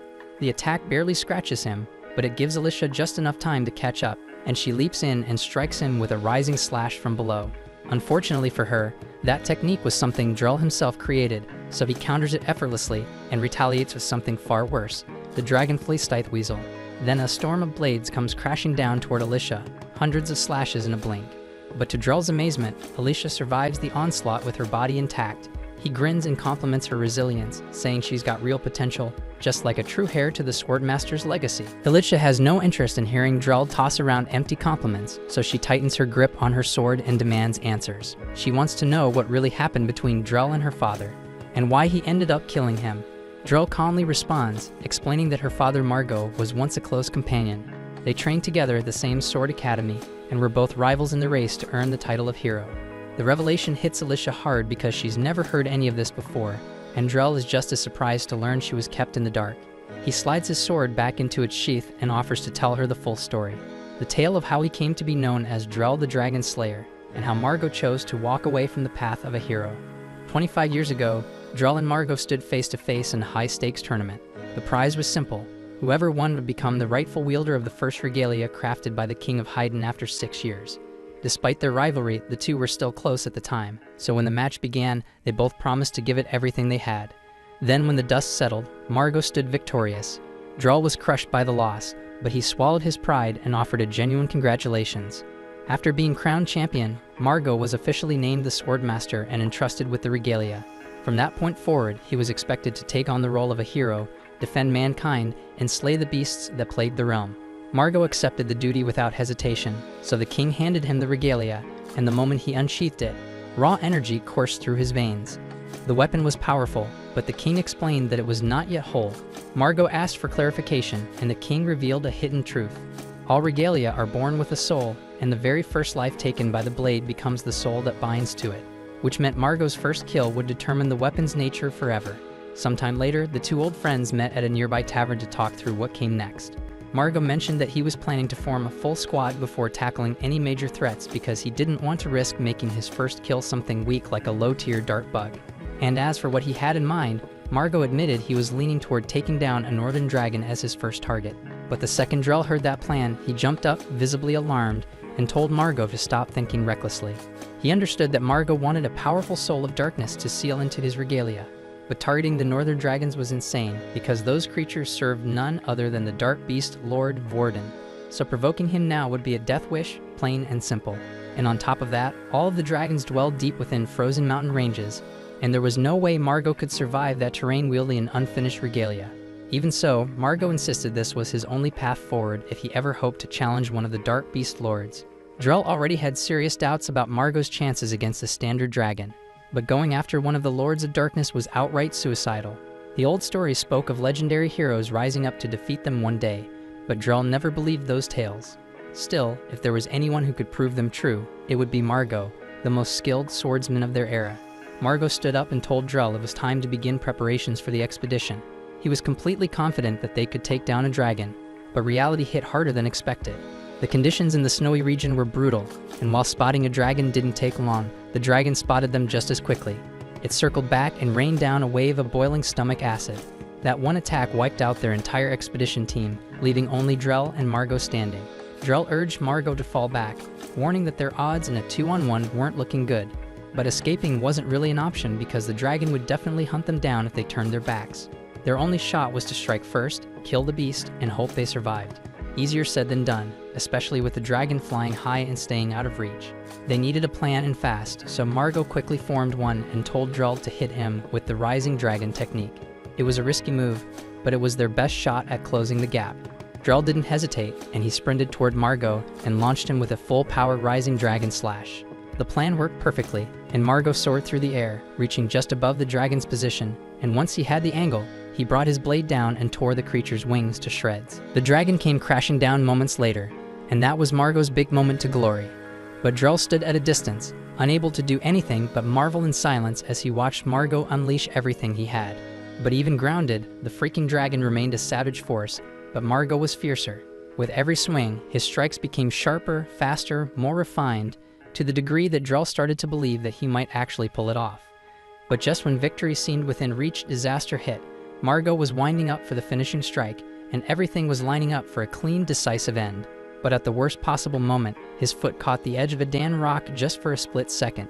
But that Dan tiny stumble was all the dragon needed, because the bastard whipped around and tore Margot's foot off in one brutal swipe, shattering not just his stance, but his last shot at becoming the hero he'd always dreamed of being. Right then, Margot understood this was the end of the line, so in his final moment, he tossed the regalia across the battlefield toward Drell and shouted for him to end it, seconds before the dragon crushed him under his Dan foot. Drell barely had time to process what just happened, but he already knew what had to be done, so he snatched the regalia and charged at the dragon without hesitation. And thanks to the damage Margot had already inflicted, Drell had no trouble severing the dragon's head with a clean blow, and for a second he could barely believe what he'd just accomplished. He spun around, ready to tell Margot that they did it, that they actually took the monster down, but before he could speak, the regalia began glowing as it drew in the creature's soul. Drell could feel a tremendous force surging through the blade and into his body. The strength was so overwhelming that he had never felt such power before. But as soon as the process finished, that feeling of triumph disappeared completely, because a horrifying presence made itself known behind him. All the noise had attracted the attention of none other than the dark beast Lord Vorden, and to Drell's horror, Vorden spoke and just asked if he carried it. But the next thing Drell remembered was waking up alone, lying in a pool of his own blood. But somehow, despite everything, his body was still intact. After that shit, Drell was able to bring Margot and one remaining survivor back to the city, and from that point on, Margot stepped down from his role as a hero and spent the rest of his days in quiet retirement, until the day Drell ended his life. But even after rising to fame as the Dragon Slayer and earning the status of a hero himself, Drell's belief in the hero myth never solidified. He remains convinced that the legends are nothing but fabrication, and that the royal family is hiding the most critical truths behind them. The queen has no idea what the hell Drell is going on about, but she knows there's nothing she could say now that would change his mind. Alicia then asks him if he believes that the true secret hidden from the records is magic itself, and Drell affirms it. He says that's what the voices in his head have been whispering to him ever since he faced Vorden. And now he knows exactly what has to be done. Drell then casts a necromancy spell, summoning a massive undead dragon made entirely of bones, and with that Dan beast, he smacks Alicia off the wall and takes off into the sky, riding its spine straight toward the forge. At the same time, on the ground below, we see that Alicia survives the impact, but her arm and leg are badly damaged, so she uses Dark Ichor to repair them, and she still can't endure that damn pain. She then reaches out to Clen through their mental link, trying to warn him that Drell is heading straight for the forge, but Clen cuts her off and tells her to shut the hell up, because something unusual is unfolding right in front of him. And we see that the headless king of Haydn is preparing to toss his own grandson into the Dan forge and turn him into a Crespi. Thanks for watching. If you enjoyed the recap and are excited for the next episode, make sure to like, subscribe, and hit that notification bell so you don't miss our daily recaps.